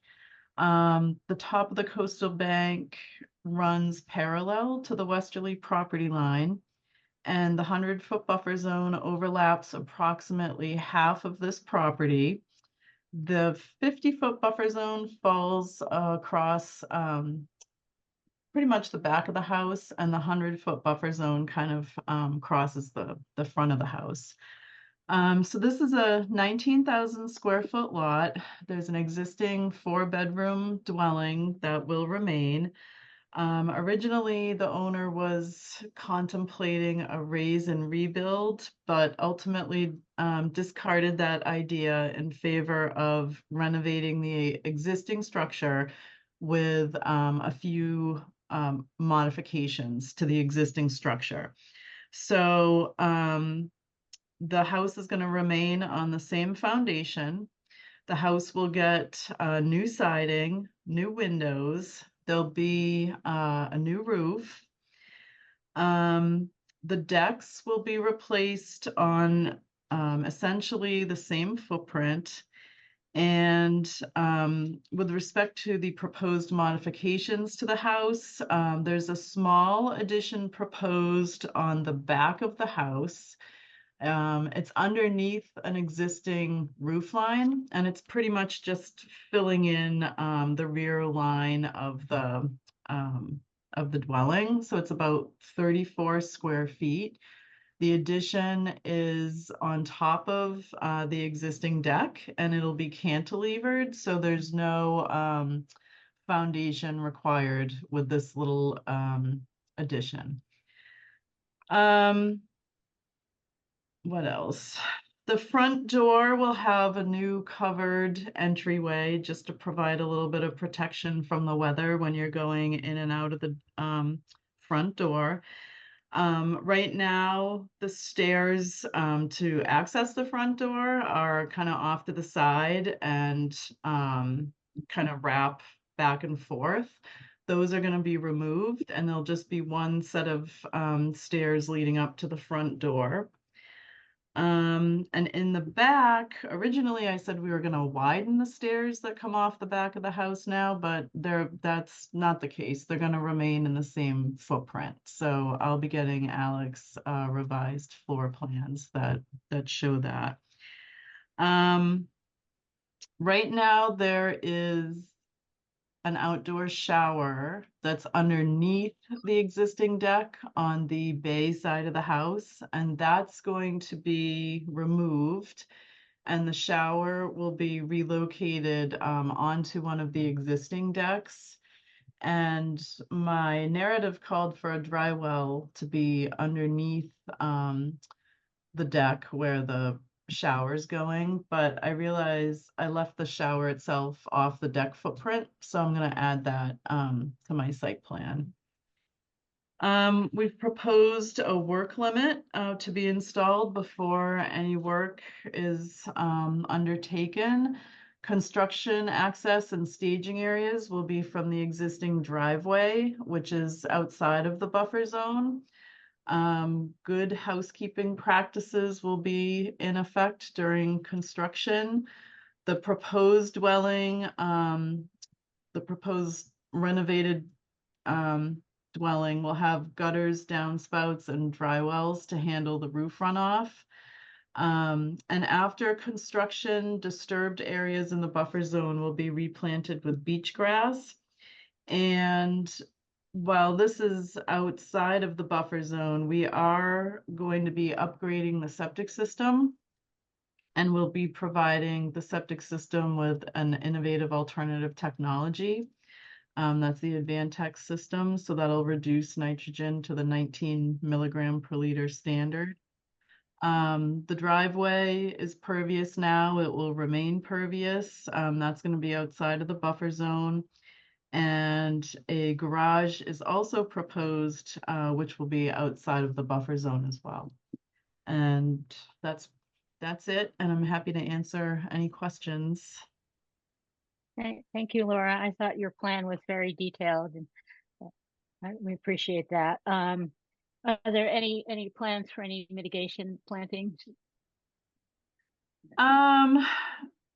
Later on, once this construction is finished, the homeowner will be coming back to the commission for a stairway to access the beach. And at that time, he'd like to engage someone like Wilkinson to go through and remove the invasives that are in the buffer zone. Right now, I guess they act as a nice barrier between the house and the top of the bank. But that's for a phase after construction of the garage and installing the septic system and getting the house squared away. Thank you. Any questions or comments from the commission? Just one quick one. Sure, go ahead, Jeff. Nothing to do with conservation. Somebody gonna put a closet in the upstairs bedroom? Okay, that's it for me. Okay, nothing from the commission? Okay, are there any abutters who have any comments, questions? Okay, Mark, if you could identify yourself for the record, please. Sure. Hi, for the record, my name is Mark Harahy. I'm the son of Doris Harahy, who's the abutter across the street from this residence, and she's given us permission to speak on her behalf. So 3 pretty straightforward questions.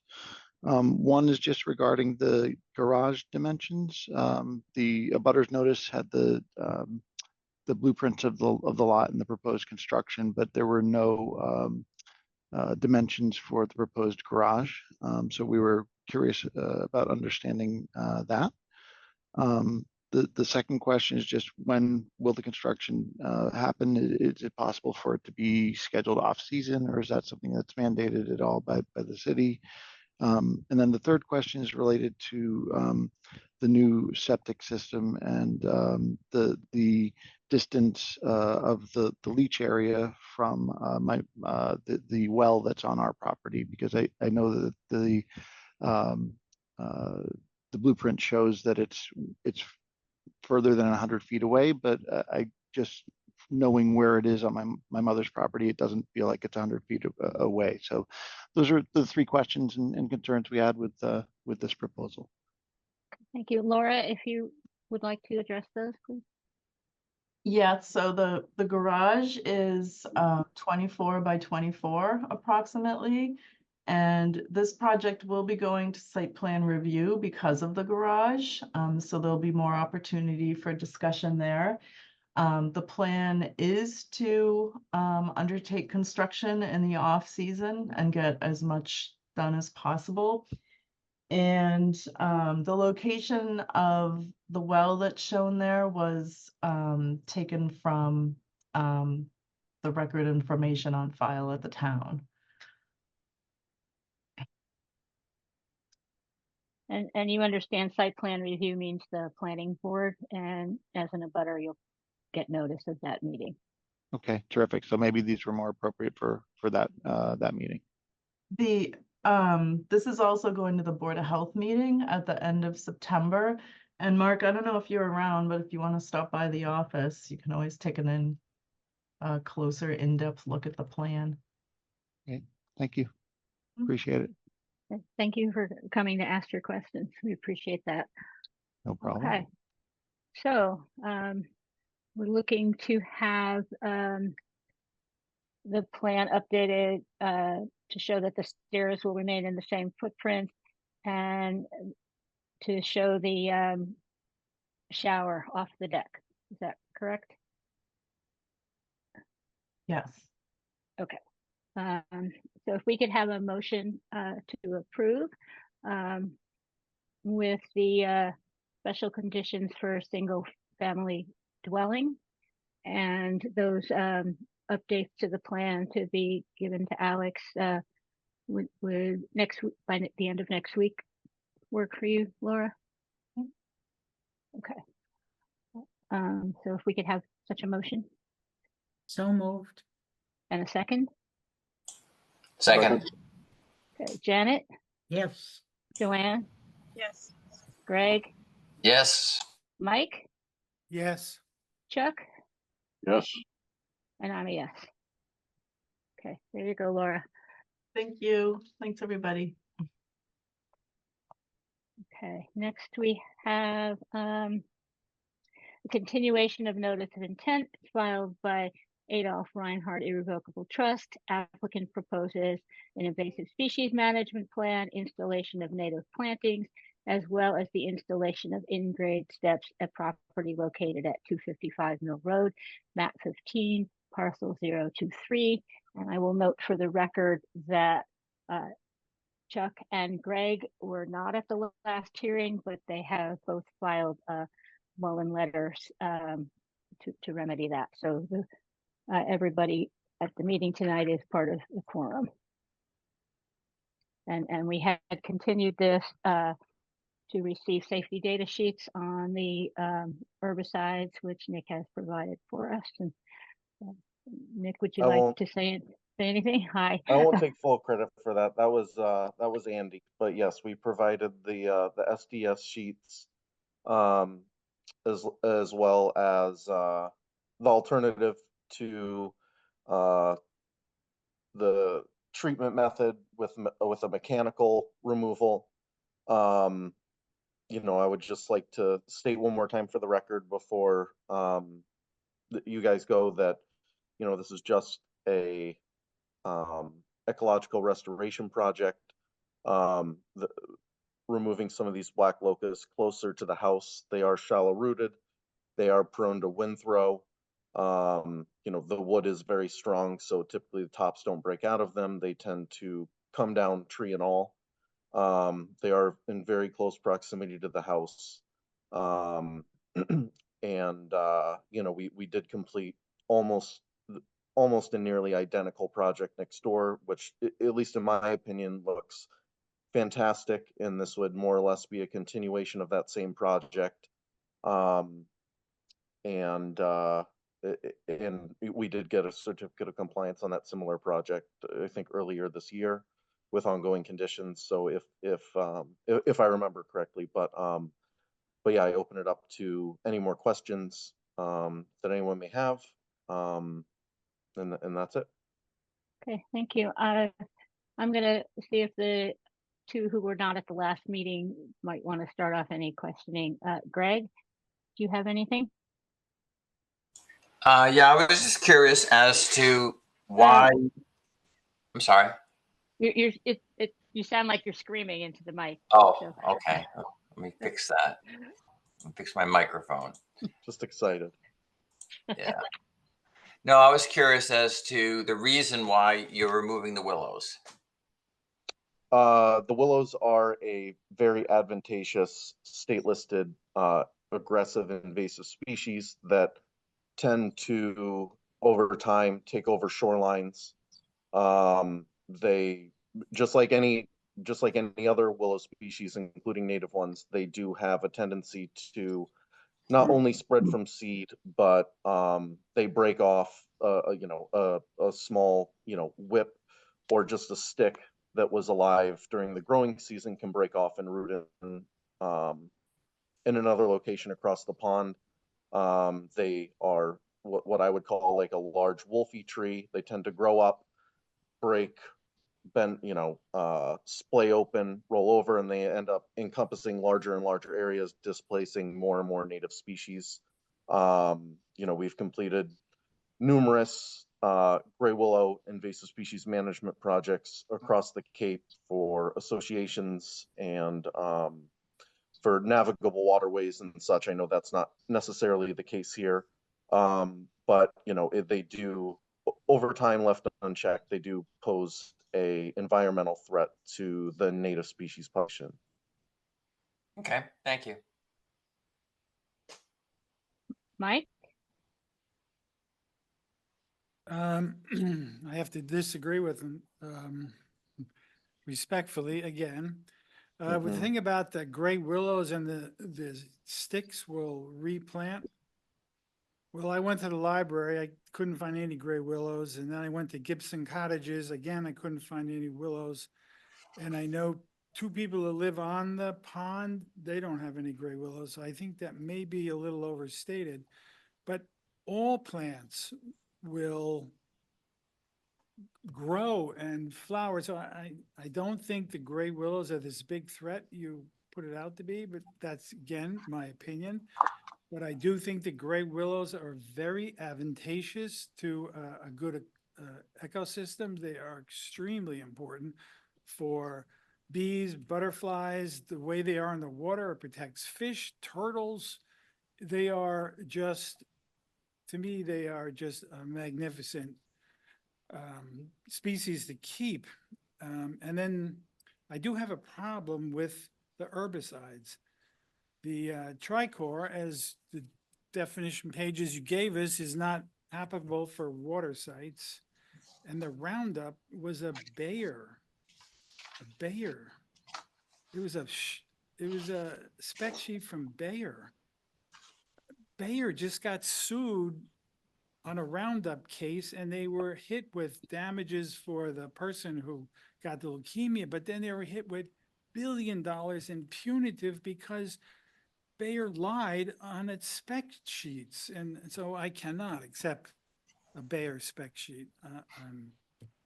I can't do that.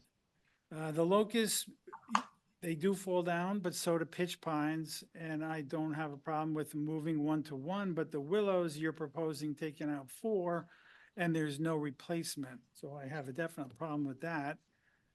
I don't know. I don't like taking things out for no good reasons.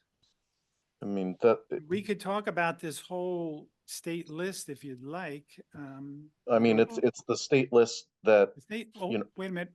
The state. I'm still talking. The state list is an advisory panel. I am on an advisory panel in Eastham. I'm on the Forest Advisory Committee. The state list. There are 18 people on the committee. 4 are academics. That sounds pretty good. But three of the academics give paid lectures. Little questionable. 4 of them are bureaucrats. I don't have a problem with them.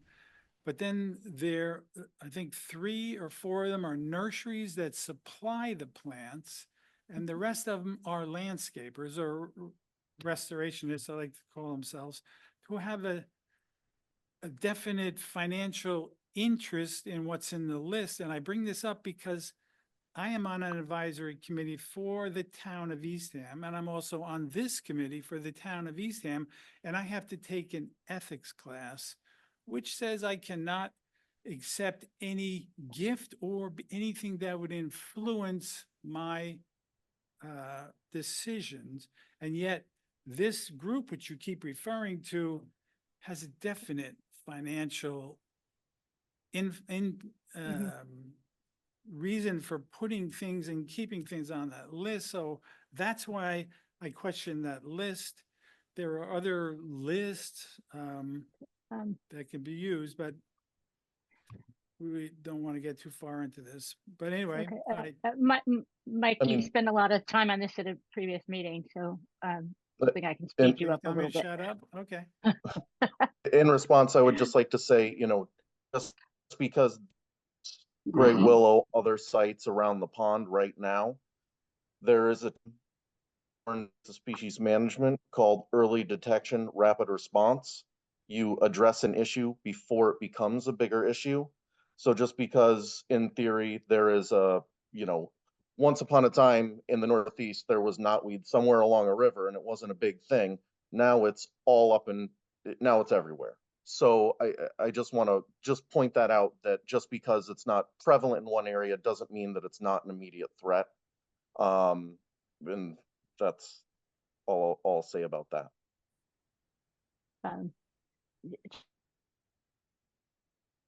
Chuck, I want to apologize. I meant to call on you before Mike, so I do apologize for that. The floor is yours. So, two topics, the trees and glyphosate.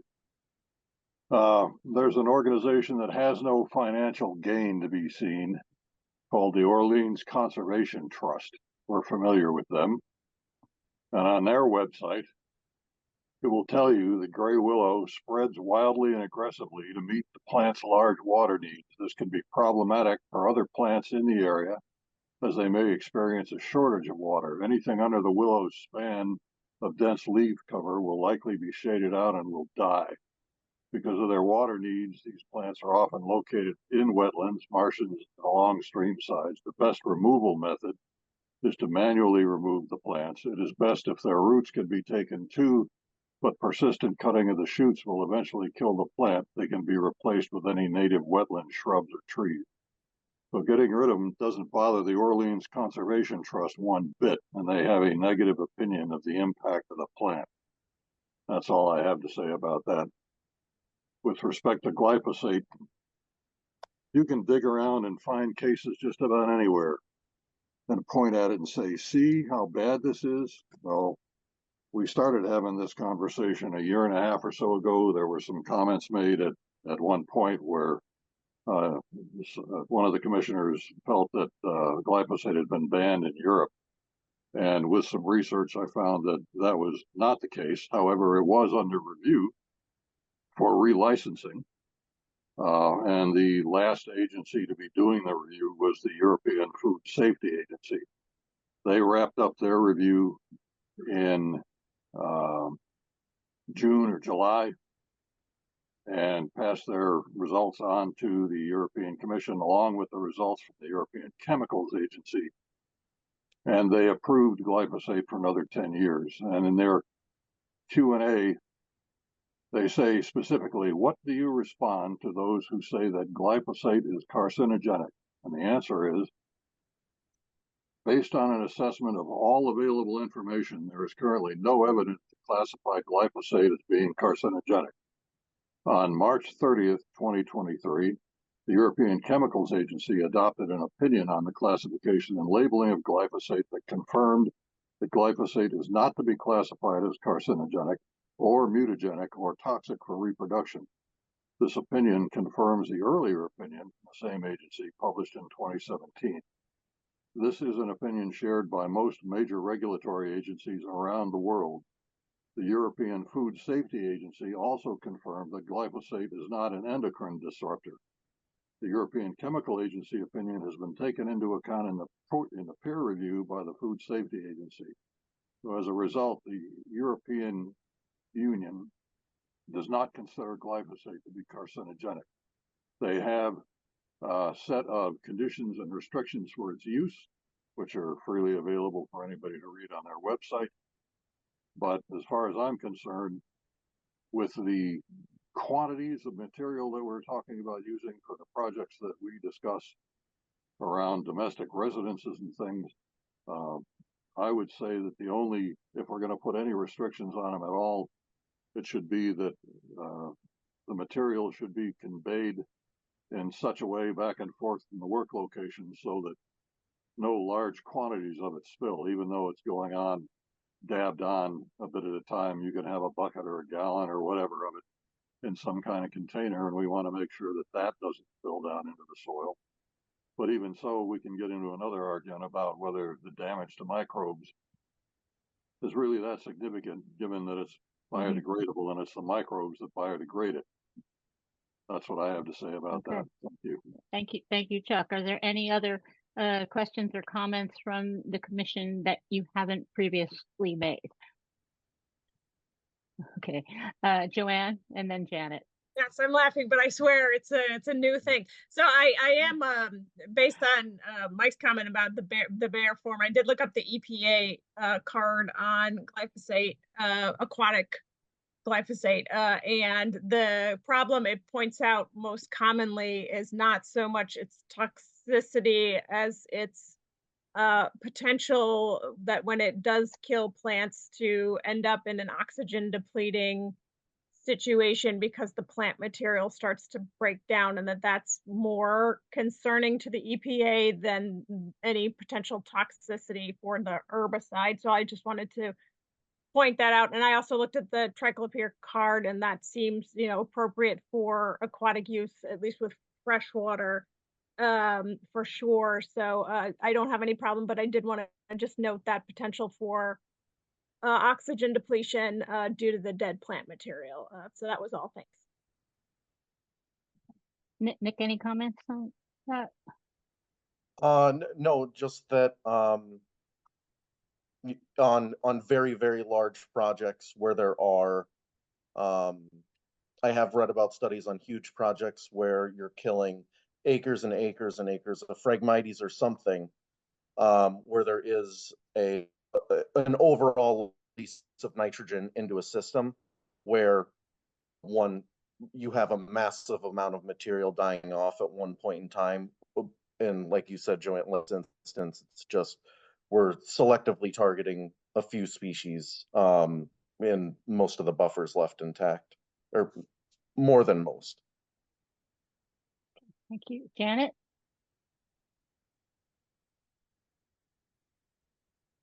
You need to unmute.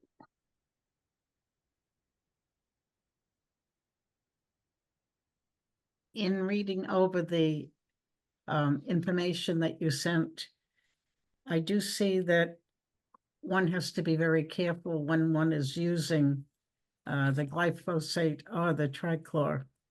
To me, that indicates an issue.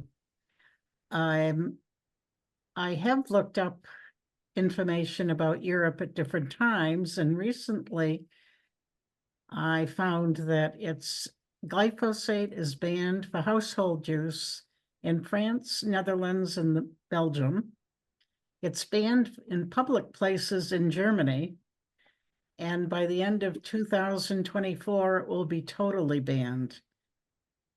Also, I have a concern about the effect on bees, and not too long ago, there was a report by the Association to Protect Cape Cod that glyphosate had a negative effect on bees, from killing them to having them lose their way. In addition, you're talking about taking down 9 locust trees that supply shade and a canopy in the backyard of 255 Mill. I can understand the concern for losing those trees in a hurricane. Most of us know someone who lost a lot of trees, locust trees in Hurricane Bob. I'd be willing to concede you taking them down, but I would like the willows to remain. And I think the willows provide habitat. Instead of removing all of that habitat that you're proposing to remove at the same time, at least leave something for a while, and maybe at some time in the future, consider removing the willow. I do not like the idea of using the glyphosate for the reasons I stated. Thank you. Okay. Anybody else? Okay. Any abutters? Okay, so if we could have a motion to approve the project with with special conditions for single family dwelling with landscaping. So moved. And the second? Second. Okay, Janet?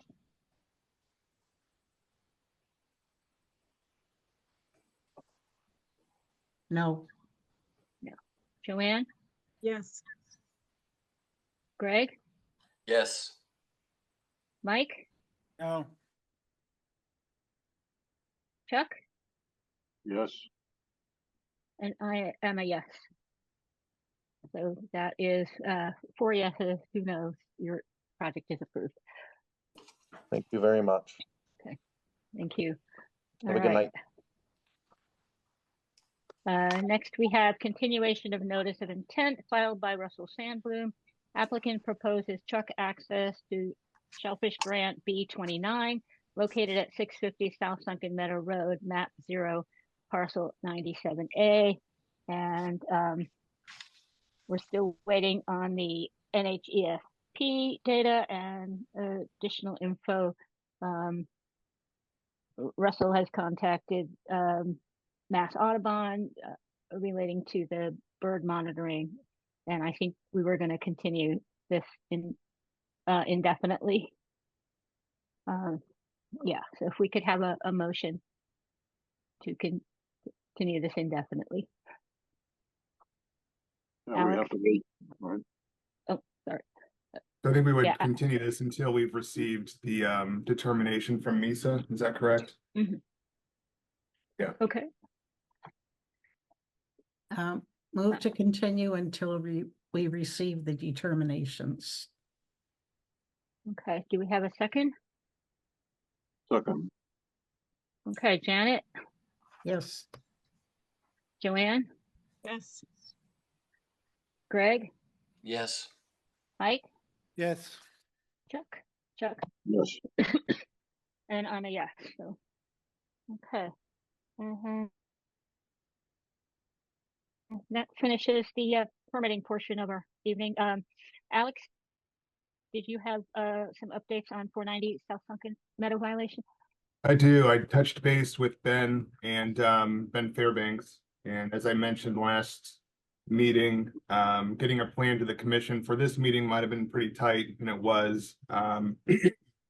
So Down Cape Engineering is finalizing the site plan for this property, and Ben says he'll have that for the commission September 10th.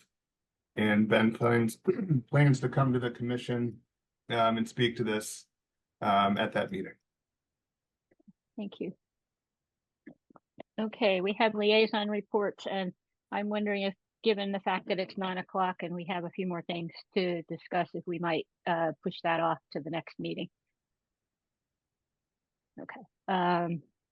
Education and training updates. You guys received an email from MACC today, and they've got an upcoming talk about how to identify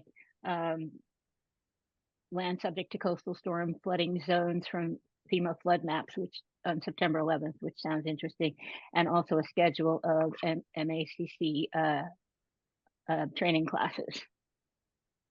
Okay, minutes. We have minutes from July 23rd, 2024. Does anybody have any corrections, comments, etc.? I never got the minutes, and I did not realize it until late this afternoon.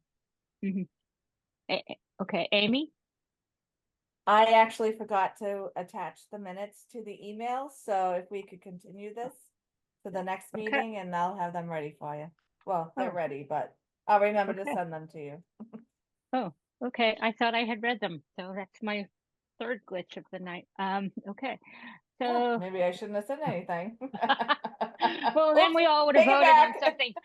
We all would have voted on something we hadn't seen, that somebody would have mentioned it, I think, besides Janet and her email issues. All right. So now we have an updated version of the PT, chemically treated wood regulations, and Alex Whiteside is here to discuss them with us. You all should have gotten that draft this afternoon, and Janet, except for Janet. Good evening, everyone. Nice to see everyone again. So maybe Alex, you want to run through it with us, or we could put it up on the screen so Janet can have a. Sure. Yeah, maybe I could share. that'd be great. That. I think I have it open already. I don't. Like, give me 1 second, and I'll open it and share it.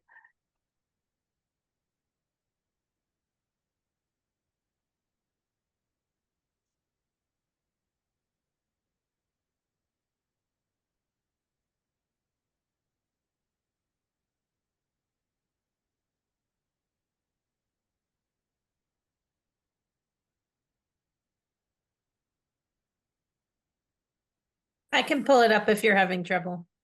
Oh, yeah, that would be good, because my word icon is bouncing and not opening. Oh, there it goes. But And yeah. Alex also now can share if he cares to. Okay, I actually can share it now. Okay. Share screen.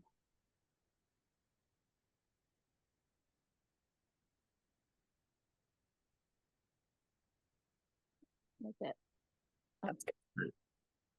Oh, yeah. Can you all see that? Mm-hmm. Do I need to make the text bigger? It's clear to me. Okay.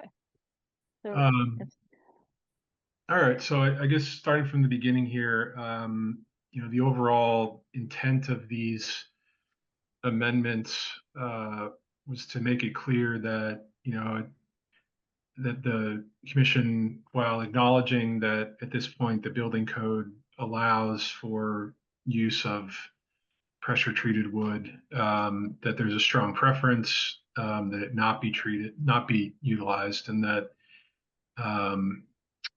if an applicant elects not to utilize it in a situation where they otherwise would have the right to under the building code, that the commission would view that favorably as part of an application, and potentially consider that as a type of credit towards mitigation, to the extent that mitigation would be required for the project. But starting from the beginning here, I did add this language to the applicability section to essentially incorporate the language from the building code, and make it clear that for purposes of this regulation, that the commission is acknowledging that the definition of under the building code, it's called preservative treated wood, but it's the same thing as what we're calling pressure treated wood in this regulation. And I took the language from the building code, and the requirements from the building code, which require that the wood that's being used needs to have a quality mark from an inspection agency, and the wood needs to be listed as approved by the American Lumber Standards Treated Wood Program. And there are certain identifier codes that would go on the stamp. And there's a whole chart that the American Lumber Standards Wood Program has that defines what those codes mean, and they reference different types of wood with different chemical compositions. So that was the reason for incorporating that addition to the applicability section. Let's see. And for performance standards, added language to, reference the fact that the building code, while allowing the use of pressure treated wood, that the commission continues to strongly discourage its use. Yeah, I think that was the main change for the performance standards. So let me ask a question about the dock issue, because I thought docks from that the building code talked about structures like buildings and such. Are docks included in that? Because nobody is permitting creosote or CCA generally for docks. And is a dock the same thing as a structure like a residence or a building in the building code, or is it? No. So under the building code, the only references that I've found to pressure treated wood are with regard to footings for buildings. So we could prohibit PT and CCA and creosote treated, etc. for docks then.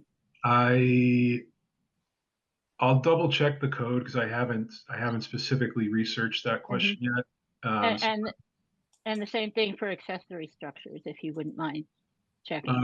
Well, for an accessory structure, I think the same analysis would apply as a primary structure to the extent that you're using the wood for footings. But the dock issue is a good question that I need to research. So accessory structures would include decks as well as like sheds and such. Yep, exactly. And that would only count for the footings or foundation and not other parts of it. Correct. Okay, we should probably make that clear.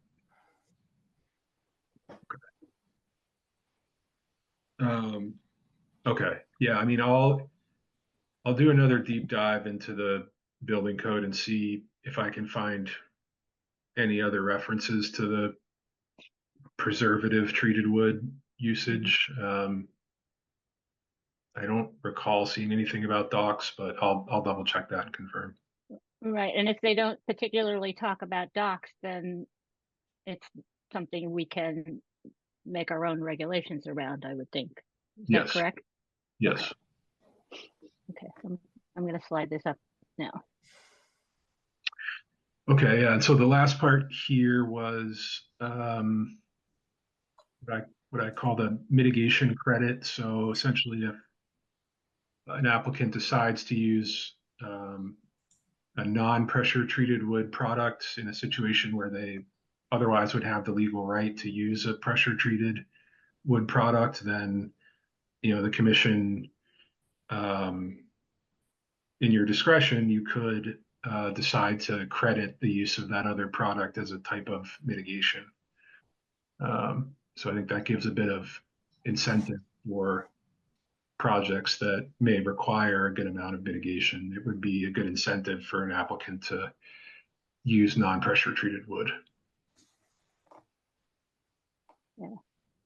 So I read this whole thing as something that says the building code won't let us actually ban pressure treated wood for whatever application, and therefore we are asking you to please consider the materials that you're going to use on this project with regard to the environmental impact, and please choose the least impactful ones that you can. We'd appreciate that, but we can't actually enforce that. And if you choose to use the least damaging ones, we may give you some credit for that in the mitigation. So I'm wondering how that differs from not actually having a regulation at all. and just stating a policy that we would appreciate as you develop your project, that you be mindful of the impact of the materials that you're using on these fragile environments, and that we hope you would choose the least impactful option possible. Yeah, it's a good question. Frankly, I agree. I think this probably would be better categorized as a policy rather than a regulation. Yeah, except I'd still like the answers on the earlier questions, if we could. Right. Because we are writing separate saltwater dock regulations, and we have freshwater dock regulations we could update if. Okay. Yeah, I was wondering what other people thought here. Joanne? Oh, and I'm going to say, just feel free to jump in when there's an opening, and if We're going to be jumping in again. I can't do it. We are, but I will play traffic cop if the same people are doing all the talking and I see somebody else waiting to jump in. Just to raise what we had kicked around before, is it possible to say no to CCA? Noting that there are a number of other more marine environment friendly types of pressure treated wood. Can we say, from my own research on CCA, it's not supposed to really be used in residential applications anyway. So can we say you can't use CCA, but you could, like, I think the sentence would be pressure treated wood is discouraged.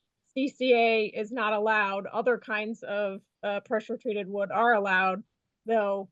And so please let us know what you want to use in your application.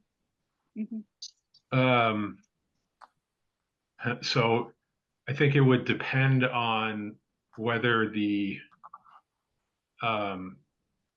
frankly, I don't know the exact extent to which CCA is outright prohibited in terms of the list that I forget what the American Association of Wood Products or whatever that organization is that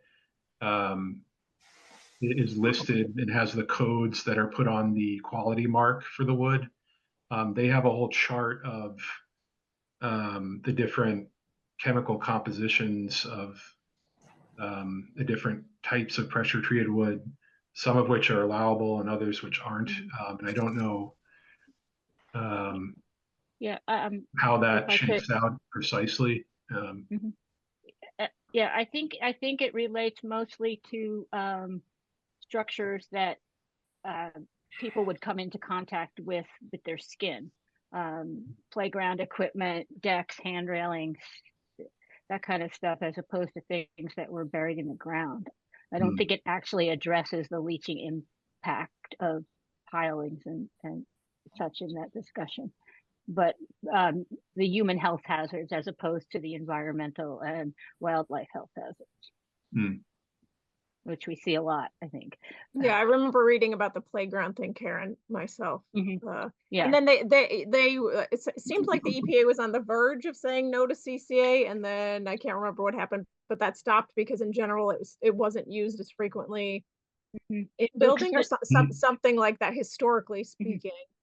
Yeah, the manufacturers voluntarily decided to stop. That's right.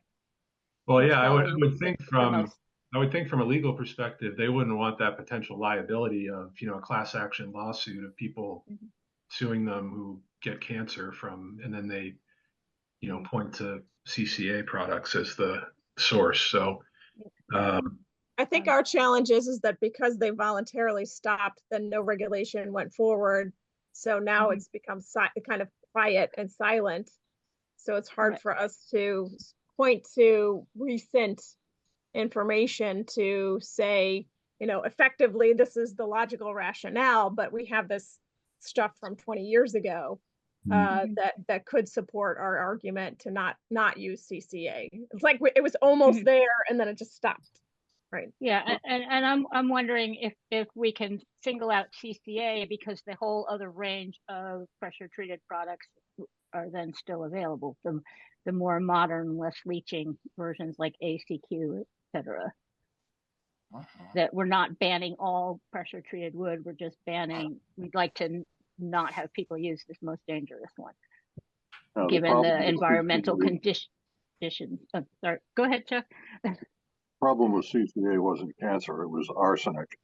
Now, I think everybody ought to just step back and take a breather and read another 20-year-old document from the Massachusetts Department of Environmental Protection, Bureau of Resource Protection, Wetlands and Waterways, entitled Small Docks and Piers, a Guide to Permitting Small Pile-Supported Docks and Piers, where they talk about all of this in detail. It's from 2003, but there's no indication that there's been any updates.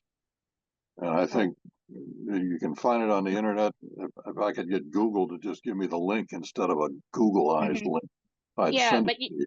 But if you look at Logan's article from 2021, when he reviewed the literature on docks, including piles and other materials and building design. I don't know Logan's article. This is an official publication of the DEP. Well, John Logan works for the Massachusetts Department of Environmental Protection and has produced a number of peer-reviewed and well-researched papers, including this one that the DEP has distributed, and I have distributed 3 or 4 times to the Commission. I don't know that I've got it, but okay, fine.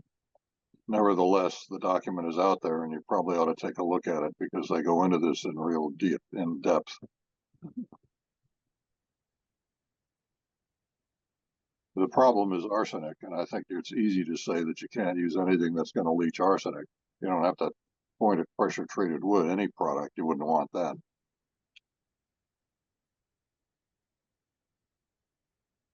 But it's still not banned by the building code or the state. So it doesn't actually fix that issue. Well, we still satisfy we're not, there are many kinds of pressure treated wood available for a menu for folks to choose from, just not this one. And so I think from a more restrictive approach, we can do that because we're not closing off the option of using pressure treated wood. We're just saying you can't use this one kind. Yeah, I mean, well, as long as the building code doesn't explicitly say you can. Yeah, you have to face the fact that there may be some things that you want to ban that you just can't. Well, the building code doesn't specifically say you have to use CCA wood. It just says a pressure chemically treated wood for these marine environments. It doesn't specify particularly which kind of treatment it is. So if we were to eliminate one and allow the others, I don't know that it would be in violation of the spirit of that section. Well, I think the building code does reference certain parts of the chart that the American Association of Wood Products created, and there are specific, formulations of the wood that are allowed and others that aren't. I just don't know if CCA, where CCA falls in that. But there are more than 1 or 2 options if you take away the CCA. Oh, there's lots of options. Yeah. So it wouldn't be, I don't think it would be a significant harm to an applicant to remove CCA when they have other choices, and it's harder to source than the other ones. Yeah, but what I'm saying though is legally you can't do that. If the building code says you can use CCA, then you can. Okay. The question is, does it explicitly include CCA? Yeah, that's what we need to figure out. And looking at the chart. Yeah. From the. This document does point out that the CCA lumber is not prohibited under the Wetlands Protection Act for use as both pilings and decking, but they're recommending other products like ACQ and other stuff. Yeah, but the WPA can't exclude things that relate to the building code. Right. So. And I think also when we looked at this issue the first time around with the CCA, as long as it bared the markings on the pilings, it was permissible to use it. Well, it was permissible to use yeah, but permissible to use pressure treated wood, but we're wondering if it's specifically called out as opposed to the. I'm looking for a loophole. I'm looking for a loophole here. Yeah. I'm on Karen's wavelength here with this one. And technically, the harm's way one was not marked. Right. Well, I know that. So- I'm just so, saying, yeah. No, the I first know, time we I looked know. at it, it had to bear the mark to be allowed to be used. But I Right. wonder, can we have language about the arsenic alone, not CCA, not calling out CCA, but not allowing arsenic based on the DEP guidance for small docks and piers? So I think that goes back to whether the building code Specifically. considers calls it out. docks and piers. Yeah. Yeah. Mhm. Yeah. Well, and I'm curious, can you, just in terms of the logic, so I think our original issue was that you can't say no pressure treated wood because that forecloses the ability to use pressure treated wood in building. So is it actually, like, I'd like to understand the, like, legal rationale eventually, not necessarily now, behind, like, you know, oftentimes a local commission like ours can be more restrictive.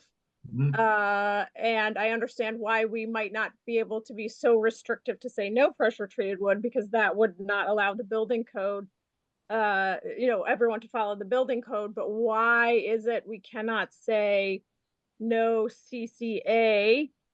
I don't quite understand why that would violate I don't understand why that would violate the concept of local, you know, local bylaws and applications having the capacity to be more restrictive than, let's say, federal or state, unless it's explicitly prohibited, which it doesn't seem like it is in this case. Anyway, I'll shut up because it's after 9 o'clock. I'm going to turn into a pumpkin. That's okay. I mean, the quick answer to your question is it's based on a doctrine called field preemption. And there's a case, I'm forgetting the name of it off the top of my head, but I think I cited it in the original memo I sent you guys on the harm's way issue, where the Supreme Judicial Court ruled that, in that case actually related to the fire code. And there was a municipality who had a local fire regulation that required a different type of sprinkling system than what was required under the state fire code. And the SJC held that that the legislature, through enacting the fire code as a comprehensive statutory scheme to regulate fire protection, had intended to preempt the field of, you know, of fire protection, so that, you know, there's not an ability for local municipalities to enact something that differs from the fire code. And the same rationale applies to the building code, where, you know, the building code is intended to preempt the field of use of certain building materials. So, you know, I think that same analysis would apply, and a reviewing court would probably say that the commission doesn't have the ability to prohibit something that prohibited the use of a certain type of building material that the building code explicitly allows.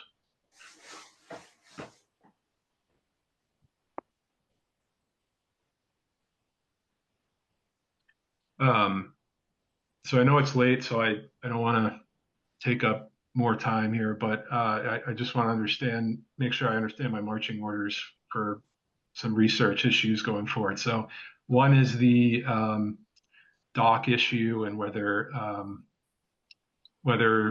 we can prohibit CCA material in docks. And then I guess seeing if I can figure out specifically which types of pressure treated wood are allowed under the code and whether CCA is one of them, generally speaking. Yeah, I Okay, think that's where we are. okay. All right. Do we also want to continue to contemplate whether we want a policy or a regulation? Yeah. Yeah. So I think if we're not allowed to specify materials, then we probably don't need a regulation. Yeah, I think, and to your point, Karen, about the amending the dock regulations, if I determine that I think you do have the authority to prohibit use of a certain material in the docks, then you could just include that provision in the dock regs, separate from this policy. And then, and then we could just tell people, please be very considerate about what materials you're using here because it's a fragile environment. And leave it at that. Yeah. And get whatever concessions people are willing to offer during the meeting, as we've done many times before. Yeah. Okay. All right. So thank you very much, Alex. For No, your it's work on this. my pleasure, and I will get you guys answers on those couple questions before your next meeting. Great. Okay. Great. Thank you. And I Thank think you, we Alex. are done. Thanks, everyone. Have a good night. All right. So we need a motion to adjourn, unless anybody else wants to talk some more. Somebody make a motion. I will stop sharing. Move to adjourn. Okay. Can we do all this together? Who wants to second? Somebody second. Second. Thank you. Janet. Yes. Joanne. Yes. Greg. Yes. Mike. Yeah. Chuck. Yes. Me. Yes. Okay, we are adjourned. Thank you, everybody, for all your work tonight. Thank you.